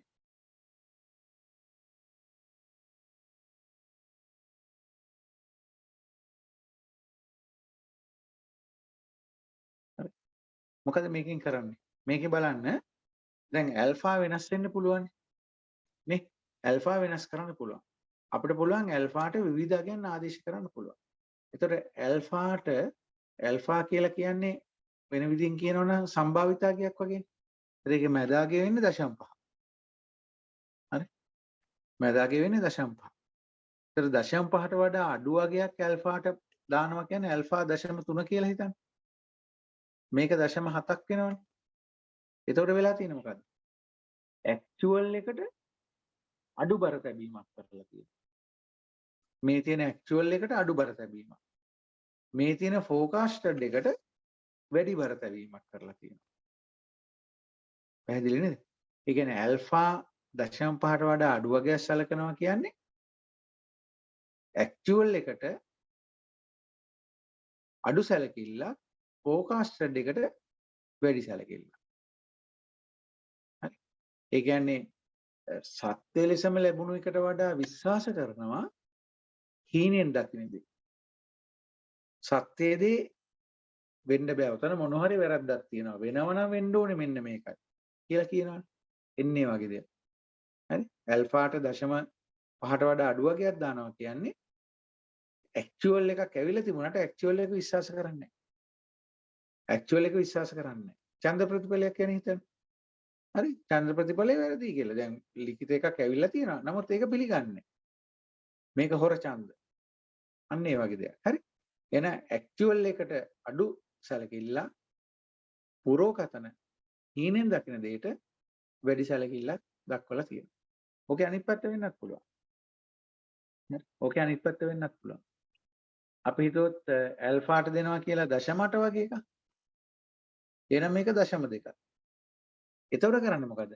ඇක්චුවල් එක ගැන වැඩි විශ්වාසයක් තියෙනවා. ඇක්චුවල් එකට වැඩි සැලකිල්ලක් තියෙනවා. ෆෝකාස්ටඩ් එකට අඩු සැලකිල්ලක් තියෙන. සත්‍ය ලෙසම ලැබුණු දේ එයා විශ්වාස කරනවා. හරි? සත්‍ය ලෙසම ලැබුණු දේ එයා විශ්වාස කරනවා. හරි? ඒක නිසා ඇල්ෆා වෙනස් වීම තුළ අපට ඇක්චුවල් එකටද වැඩි සැලකිල්ලක් දක්වන්නේ ෆෝකාස්ටඩ් එකටද වැඩි සැලකිල්ලක් දක්වන්නේ කියන එක ගැන කියන්න පුළුවන්. හරි? අපි ඒ ගැන ඊට පස්සේ සටහනක් දාගන්න. හරි? එහෙනම් ඊළඟ තාරුකාවක් දාලා ලියන්න. නැවත අපි සූත්‍රය ලියමු.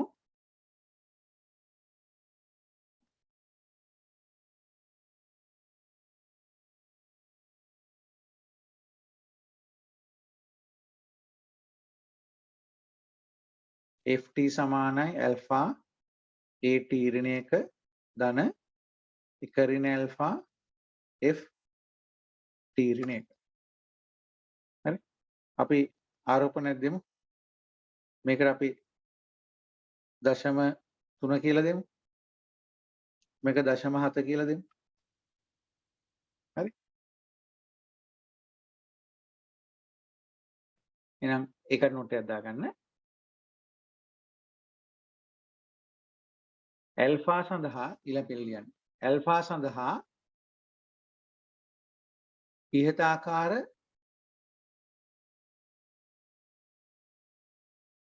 ආකාර වඩා කුඩා ගයක් ලබා දීම යනු වඩා කුඩා ගයක් ලබා දීම යනු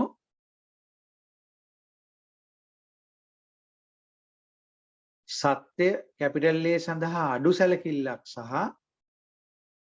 සත්‍ය කැපිටල් A සඳහා අඩු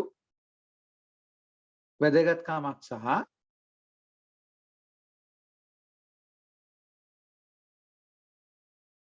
පුරෝකතන F සඳහා වැඩි වැදගත්කමක් ලබා දී ඇති බවයි.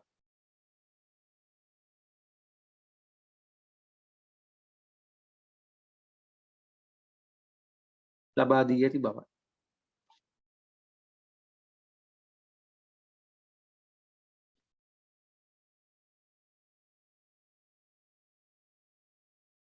දැන් අපි මේක වෙනස් කරලා ලිව්වොත් මේකට දෙනවා 0.9ක් මේකට 0.1ක්. එහෙනම් ඊළඟ තරුව දාලා මෙහෙම ලියමු.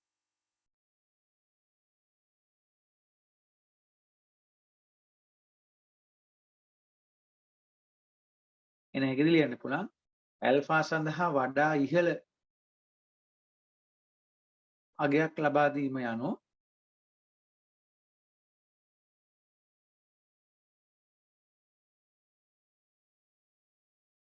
සත්‍ය කැපිටල් A සඳහා සත්‍ය කැපිටල් A සඳහා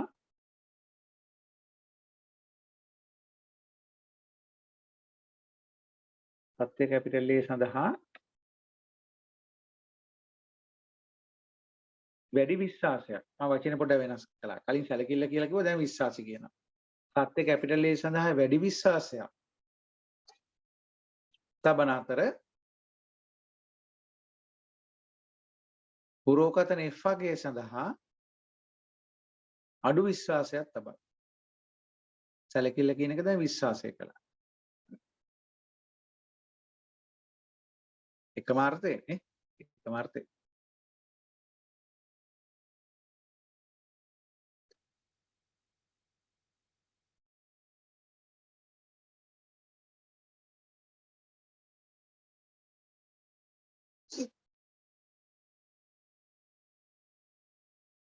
හරි. එහෙනම් අපි කෙලින්ම අපි ගැටලුවකට එමු. ගැටලුවකට එමු. එතකොට මේ වගේ ගැටලුවකදී අපි ගැටලුව කියලා පටන් ගමුකෝ ලියන්න. ගැටලුව. එහෙනම් ගැටලුවේදී අනිවාර්යයෙන්ම ඇල්ෆා කියන එක කීයද කියලා දෙන්න ඕනේ. හරි. ඒ ඇල්ෆා කීයද කියන එක තීරණය කරන්නේ මේ ගැටලුව නිර්මාණය කරන කෙනා ඇක්චුවල් වලටද වැඩි විශ්වාසයක් තියෙන්නේ ෆෝකාස්ටඩ් වලටද වැඩි විශ්වාසයක් තියෙන්නේ කියන එක අනුව. ඉතින් අපිට විභාගානකදී ප්‍රශ්නයක් එන්නේ නැහැ දෙන ඉලක්කම අරගෙන කරන්නයි තියෙන්නේ. එයා වැඩි විශ්වාසය ඇක්චුවල් වලට තිබ්බත් කමක් නැහැ වැඩි විශ්වාසය ෆෝකාස්ටඩ් වලට තිබ්බත් කමක් නැහැ. ඒක එයාගේ දෙයක්. දෙන ඇල්ෆාත් එක අපි ගන්න කරා. හරි. එතකොට එහෙනම් ගැටලුවේදී අනිවාර්යයෙන්ම ඇල්ෆා කියන එක දෙන්න ඕන. හරි අපි හිතමුකෝ ඇල්ෆා වෙනුවට දෙනවා 0.3 කියලා. එහෙම දුන්නා කියලා හිතන්න. එහෙනම් කොතන ඉඳලාද අපිට ෆෝකාස්ටඩ් අගයන් ගන්න පුළුවන්? දැන් කලින් අපි මාත්‍රයේ 3 වන එක නම් ගත්තේ. ඒතර මාත්‍රයේ 3 වෙනකොට මේ 3 තමයි මුලින්ම සලකන්නේ. ඒතර අප්‍රේල් වල ඉඳලා තමයි පටන් ගන්න. එහෙම දෙයක් කළානේ. ඒ වගේ මෙතනදී කොතන ඉඳලාද පටන් ගන්න පුළුවන්? මෙතන කොතන ඉඳලා පටන් ගන්න පුළුවන්? කෙලින්ම අතීතයටම යන්න පුළුවන්. හරි? තීරණයක ජනවාරි කියලා හිතුවොත් T කියලා කියන්නේ පෙබරවාරි වෙනවා. නේ? මෙන්න මේ තීරණයක කියන එක ජනවාරි නම් වෙන්නේ අතීතයේ මේක ජනවාරි. ඒතකොට T කියලා කියන්නේ මොකද්ද? පෙබරවාරි වෙනවා. පැහැදිලිනේ? එහෙනම් පළවෙනි මාසය තීරණය කළ ලෙස අරගෙන ඊළඟ මාසෙ ඉඳලම forecasted ඒව ගන්න පුළුවන්. හරි? එහෙනම් ලියමුද ගැටලු? ගැටලු රුලක් කරලා ලියමු. ගැටලු ඇල්ෆා සමානයි 0.3 ලෙසගෙන ඇල්ෆා සමානයි 0.3 ලෙසගෙන එන කොතනින්ද ඉඳලා පටන් ගන්න? පෙබරවාරි සිට සැප්තැම්බර් දක්වා පෙබරවාරි සිට සැප්තැම්බර් දක්වා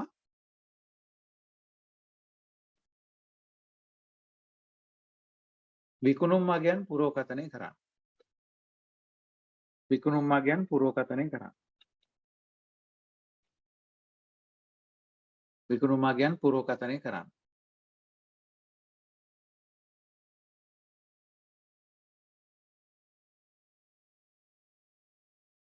එහෙනම් අපි පාවිච්චි කරන්නේ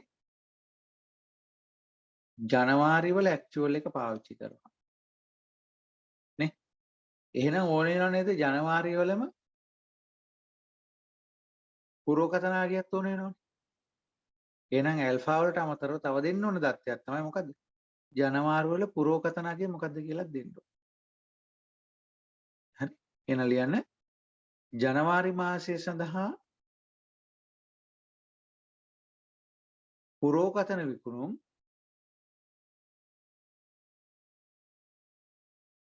රුපියල් මිලියන 80ක් ලෙස සලකන්න. රුපියල් මිලියන 80ක් ලෙස සලකන්න. ඒ ඉලක්කම අපිට දෙන්න ඕන.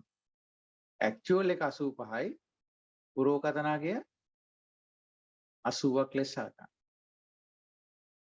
ජනවාරි වල පුරෝකථන විකුණුම් රුපියල් මිලියන 80ක් ලෙස සලකන්න.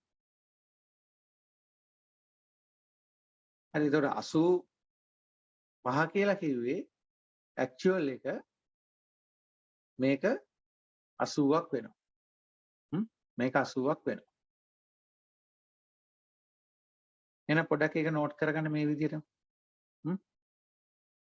ඒ ජනවාරි කියන එක 85යි ඇක්චුවල් එක forecasted එක තමයි 80යි කියලා අපිට දුන්නේ.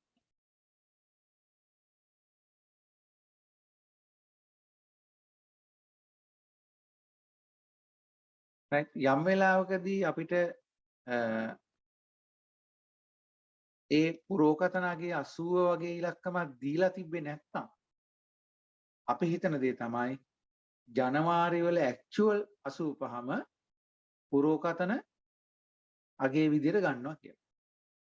ඒ කියන්නේ 80 කියන එක දීලා තිබ්බේ නැත්නම් 80 වෙනුවට ඒතර අපි දන්නේ නැහැනේ 80 කියන එක. එතනට 85ම දාන්න. හරි එහෙනම් ඒක තමයි නෝට් එක කියලා ලියන්න. එහෙනම් නෝට් එක කියලා දාලා ලියන්න. යම් අවස්ථාවකදී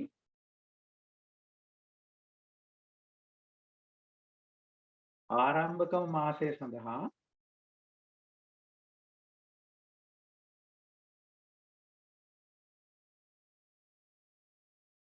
වරහන් තුල යන්නේ මෙහිදී ජනවාරි ආරම්භක මාසය සඳහා වරහන් තුල යන්නේ මෙහිදී ජනවාරි ආරම්භක මාසය සඳහා F වගය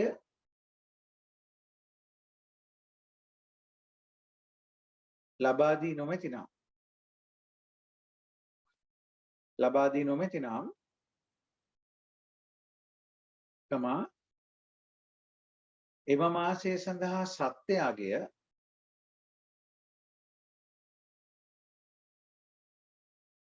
යන්න පුරෝකථනාගේ ලෙසම භාවිතා කරනවා. සත්‍යයගේම යන්න පුරෝකථනාගේ ලෙස භාවිතා කරයි. අපි අමුතුවෙන් මේ ඉලක්කමක් උපකල්පනය කරන්න යන්නේ නැහැ. හරි? 85ම තමයි ගන්න. මම ඊළඟට ඔයගලන්ට අභ්‍යාස විදියට දෙන ගානේදී මම එහෙම එකක් තමයි ඔයගලන්ට දෙන්නේ. අභ්‍යාස විදියට දෙන එකේදී එහෙම එකක් තමයි ඔයගලන්ට දෙන්නේ. එහෙනම් අපි මේකට උත්තරේ ගන්න බලමු.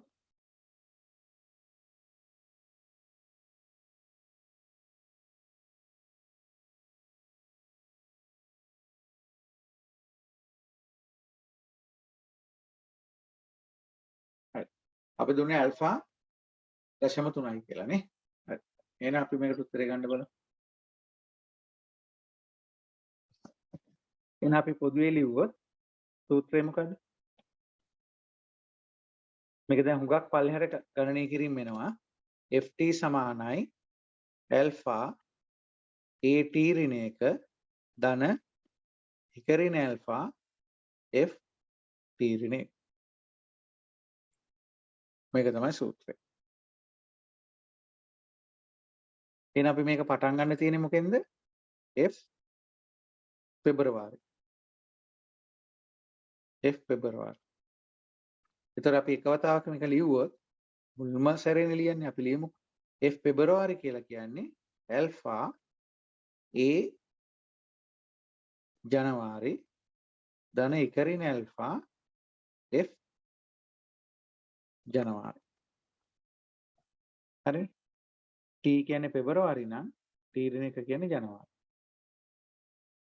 ඊට පස්සේ අපිට පුළුවන් ආදේශ කරන්න. මේක 0.3යි. ජනවාරි වල ඇක්චුවල් එක 85යි. ඒතර මේක 0.7යි. ෆෝකාස්ටඩ්ගේ ගානේ දුන්නා 80ක් කියලා. මේක සුළු කරලා දැන් උත්තරේ ගන්නම වෙනවා. කලින් වගේ අපිට අවසානයේ උත්තර ගන්න බෑ. මොකද මේක ගන්න උත්තරේ ඊළඟ එකට බලපාන නිසා.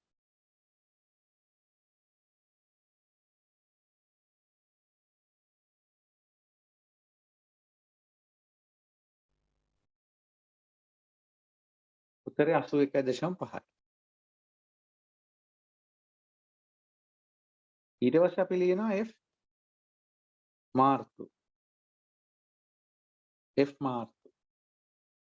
අපි තව සැරයක් මේක ලියමුකෝ. පුරුදු වෙන නිසා. ඊළඟ සැරේදී නම් අපි ඒක ස්කිප් කරලා දාමු. f මාර්තු කියන්නේ ඇල්ෆා a පෙබරවාරි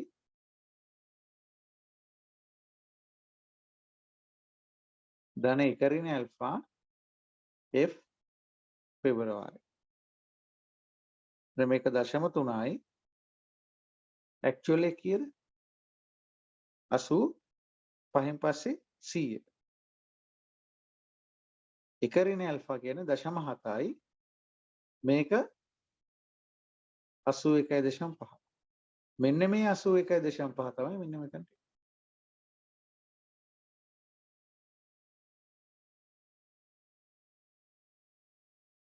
අන්න එහෙම තමයි චේන් එක හැදෙන්නේ. f පෙබරවාරි කියන්නේ ඊට කලින් පෙළියෙන් හොයාගත්ත f පෙබරවාරි. ඒත් මේකේ උත්තරය අපිට ඕන වෙනවා. හැබැයි උත්තරේ ගන්න නැතුවත් අපිට ඕන මේක ලියාගෙන යන්නත් පුළුවන්. හරි? උත්තරේ ගන්න නැතුව අපිට මේක ලියාගෙන යන්නත් පුළුවන්. අපි උත්තරේ ගන්න නැතුව කවුරුත් කැල් කරන්න යන්න එපා. උත්තරේ ගන්න නැතුව සමාන ලකුණ දාලා නිකන් ඉන්න කැල් කරන්න ඕනේ නැහැ. පස්සේ කරමු. මුලින් ලියමු. මාර්තු ඊට පස්සේ එනවා අප්‍රේල්. ඒතර අප්‍රේල් වෙන්නේ ඇල්ෆා a මාර්තු එක ඍණ ඇල්ෆා f මාර්තු. ඒතර මේක 0.3යි. මාර්තු වල ඇක්චුවල් එක 110යි. මේක 0.7යි. f වල අගේ මාර්තු සඳහා ඒක උඩින් සුළු කරලා ගන්න ඕනේ. තාම අරන් නැහැ. එහෙනම් අරගත්තට පස්සේ දාමු. හරි? අරගත්තට පස්සේ දාමු. ඒ නිසා අපිට පුළුවන් මේක රිද්ම් එකක් විදිහට එකම රිද්ම් එකට පල්ලෙහාට ලියාගෙන යන්න පුළුවන්. හරි? ලියාගෙන යන්න පුළුවන්. එහෙම නැත්නම් ඉතින් සුළු කරලා උත්තරය අරගෙන ඊළඟ සැරේට යන්නත් පුළුවන්. හරි? ඉතින් ඕගොල්ලන්ට ලීසි පහසු ක්‍රමයකට හදාගන්න තියෙනවා. දැන් මගේ නම් ඉඩ නැහැනේ පල්ලෙහාට. නිසා මට ওই ඉලක්කම දැන් ගන්න වෙනවා. ගන්න වෙනවා. ඔයගොල්ලෝ නම් පොතේ පල්ලෙහාට ඉඩ තියෙන නිසා පස්සේ වෙලාවක සුළු කරගන්න පුළුවන්. වෙලා කියන්නේ ඔක්කොම ටික ලීලි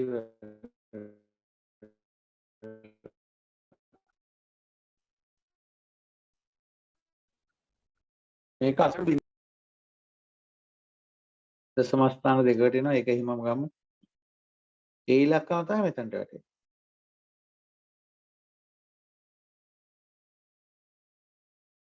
ඒ ඊතල් ලින්ක් එක හදලා තියාගන්න.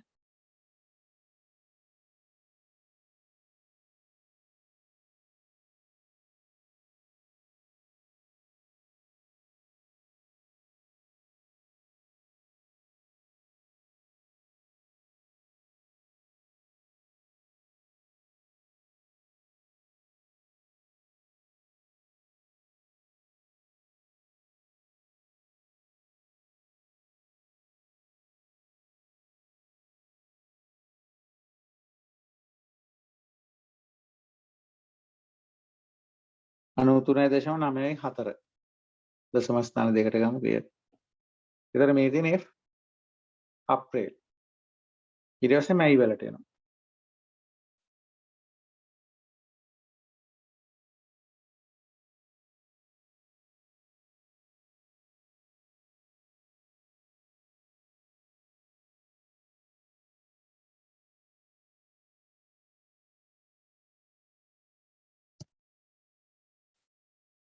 ඇල්ෆා A අප්‍රේල් ටිකරින ඇල්ෆා F අප්‍රේල්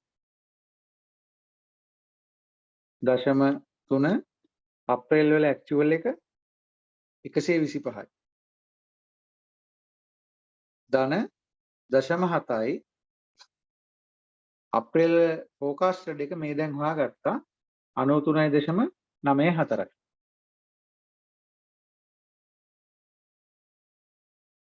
අනුතුනයි 94යි. ඒක සුළු කරලා උත්තරේ ගන්න පුළුවන්.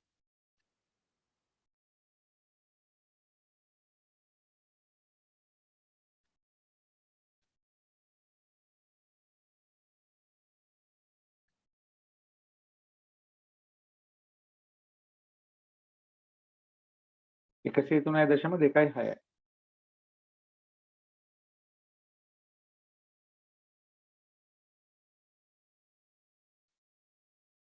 ඊට පස්සේ මැයි වලින් පස්සේ ජූනි.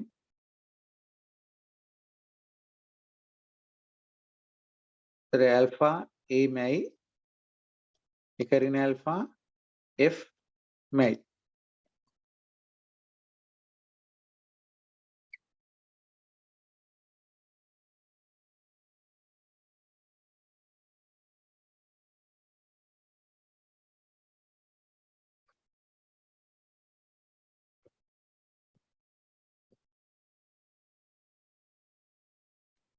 මැයි වල ඇක්චුවල් එක 120යි. මේක දශම 7යි 103.26යි. මෙතනින් ආව ඉලක්කය මෙතනට.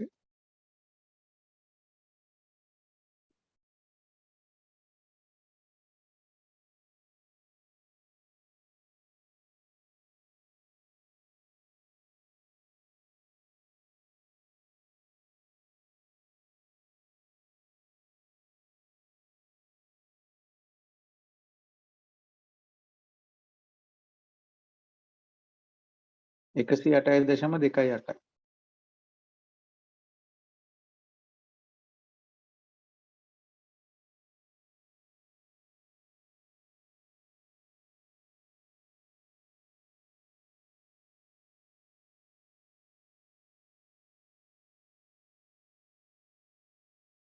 right.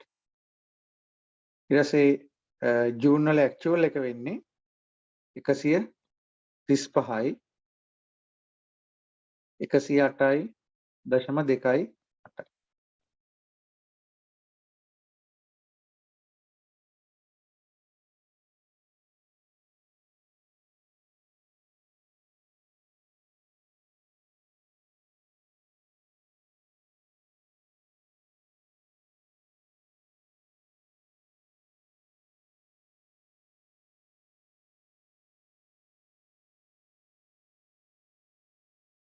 116.29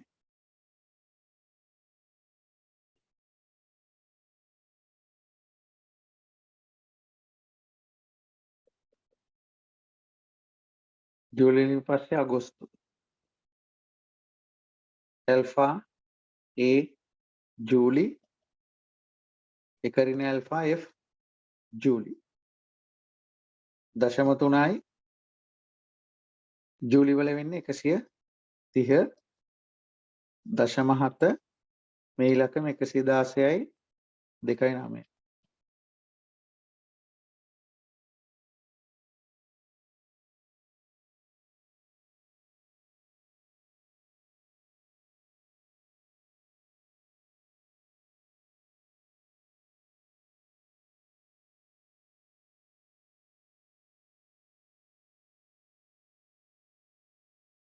මේක 120.4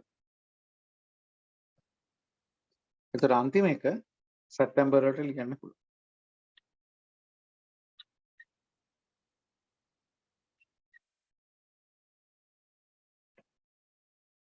ඒක මම උඩින්ම ගන්නම්. ඊට අන්තිම එක F සැප්තැම්බර් ඇල්ෆා A අගෝස්තු එකරින ඇල්ෆා F අගෝස්තු 0.3යි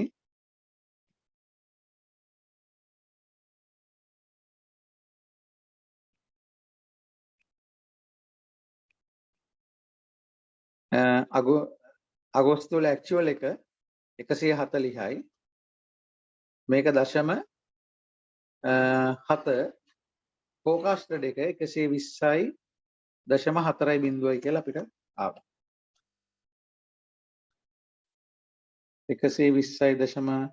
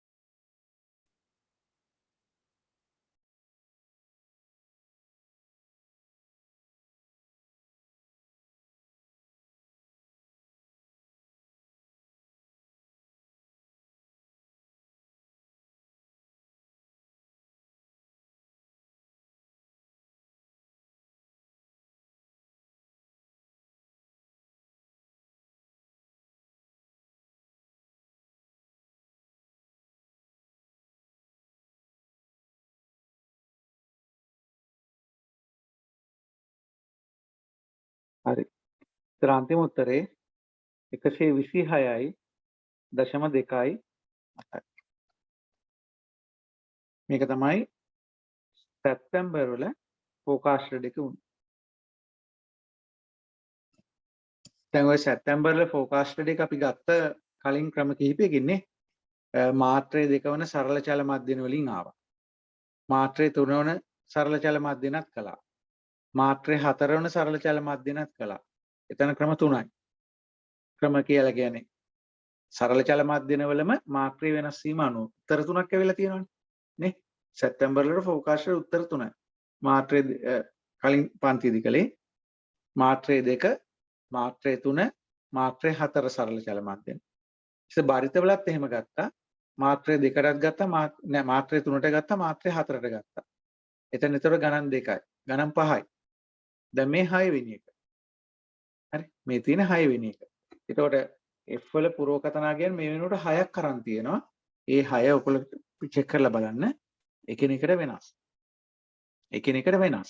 අපිට කියන්න බෑ කොයි උත්තරේද වඩාත්ම නිර්වද්‍ය කියලා. හරි කොයි උත්තරේද වඩාත්ම නිර්වද්‍ය කියලා අපිට කියන්න බෑ. මොකද අපි ඉන්නේ තාම මේ අගෝස්තු වල අන්තිම දවසේ. අගෝස්තු 31 වෙනිදා අපි මේ ඉන්නේ. ඒවත් නැත්තම් සැප්තැම්බර් මාසයේ මුලටම ඇවිල්ලා ඉන්නේ. සැප්තැම්බර් ඉවරුනහම තමයි ඇක්චුවල් එකෙන් බලන්න පුළුවන් ඉන්නේ මේ ෆෝකාස්ටඩ් ඉලක්කම් 6ක් ඇවිල්ලා තියෙනවා. ඒ 6න් කොයි කෙනාද ඇක්චුවල් එකට ළඟම කෙනා. නේද? ඡන්දේ ප්‍රතිඵල එන්න කලින් නේද? එක එක්කෙනා ඡන්ද ප්‍රතිඵල ගැන උපකල්පන කරනවා. නක්ෂත්‍රකාරයෝ කරනවා, ජ්‍යොතිෂවේදී නක්ෂත්‍ර නේද? ඊට පස්සේ වෙන වෙන විශේෂඥයෝ කියනවා. ඉතින් ඒ දේ හරිද කියන එක ඡන්ද ප්‍රතිඵල ආවට පස්සේ තමයි දැනගන්න පුළුවන් වෙන්නේ. විභාගේ ප්‍රශ්න පත්‍ර වගේ තමයි අපි ප්‍රශ්න පත්‍රයට දුන්න උත්තර අනුව අපි එස්ටිමේට් කරනවා මට මෙච්චර ලකුණක් එයි කියලා. ફોකාස් කරනවා. ඉතින් ඒක හරියන්නේ හරි උත්තරය ආවට පස්සේ ප්‍රතිඵල ආවට පස්සේ. ඒ නිසා අපිට කියන්න බෑ මේ උත්තර හයෙන් කොයි උත්තරේද වඩා අවසාන උත්තරයට කිට්ටු කෙනා. නැත්තම් සරලවම කියනවා නම් මෙන්න මේකයි.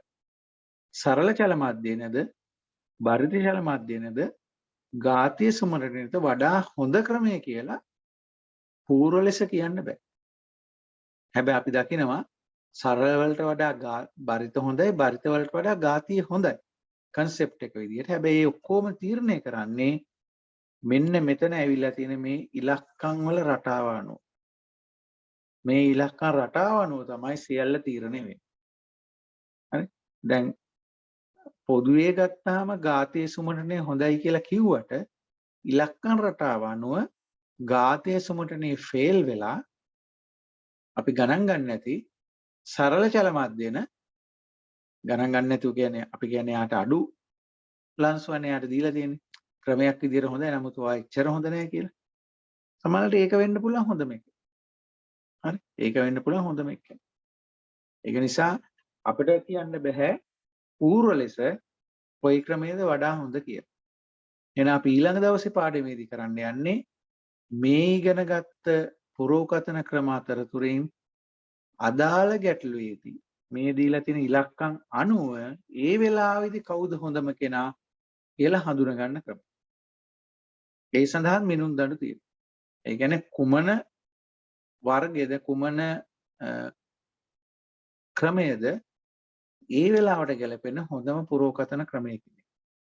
ඒක අපි ඊළඟ පන්තියේදී තමයි ඒ ගැන අපි කතා කරන්නේ. හරි? එහෙනම් අද පන්ති ඉවර කරන්න කලින් අභ්‍යාසයක් ඔයගලන්ට ලබා දෙන්නම්. ඒ කියන්නේ අපි ඇල්ෆා අගය වෙනස් කරමු. ඇල්ෆා අගය වෙනස් කරමින් අභ්‍යාසයක් දෙන්න. එන අභ්‍යාස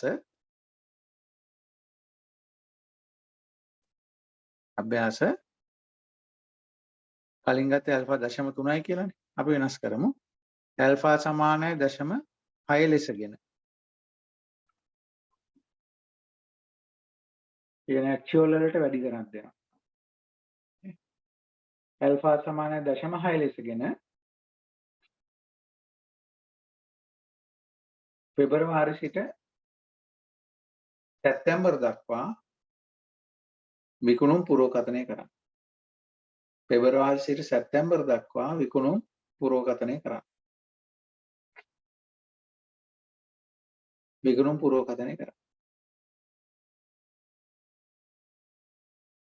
ඔච්චරයි ප්‍රශ්නේ. හැබැයි ප්‍රශ්නේ හිඟ භාවයක් තියෙන අඩුවක් තියෙන. මොකද අඩුව? ජනවාරි වල පුරෝකතනගේ දීලා නැහැ. ඒත් මම කලින් නෝට් එකේ දුන්නා එහෙම වගේ ලාවකදී ජනවාරි වල ඇක්චුවල් එකම පුරෝකතනගේ විදිහට ගන්නවා කියලා. ඒකට ඔයගොල්ලෝ පිළිතුර ලියන්න යනකොට පිළිතුර පටන් ගන්න ඕනේ එතන. අපි දැන් ස්ටාර්ට් එක දීලා අදට වැඩි ඉවර කරමු. හරි? එහෙනම් ඊළඟ පෙලින් අපි පිළිතුර කියන එක ලියමු. පිළිතුර ලියන්න ලෑස්ති වෙමු. විසඳුම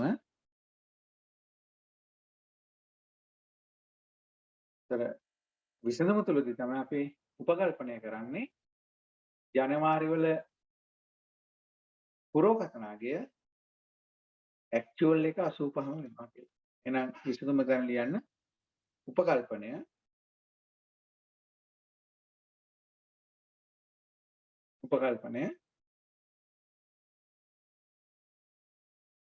ජනවාරි සඳහා F සමාන 85 යන්න ජනවාරි සඳහා දී ඇති F සමානයි 85 යන්න ජනවාරි සඳහා දී ඇති වැරදුන වාක්‍ය ජනවාරි සඳහා දී ඇති A සමානයි 85 යන්න ජනවාරි සඳහා දී ඇති A සමානයි 85 යන්න කමා ජනවාරි සඳහා F වගේ ලෙස ලබා ගනී. ජනවාරි සඳහා F වගේ ලෙසද ඒ කියන්නේ දෙන්නටමනේ. ජනවාරි සඳහා F වගේ ලෙසද ලබා ගනී.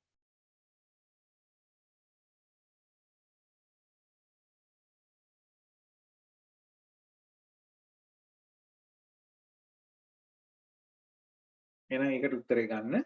ඒතර ක්‍රම තුනේ හොඳකම ගැන අපි ඊළඟ දවසේදී මාතෘකාවෙන් කතා කරමු. එමුනම් අපි අදට පන්තියේ වැඩ කටයුතු සමාප්ත කරනවා. සියලු දෙනාටම ආයුබෝවන් සුබ දවසක් වේවා.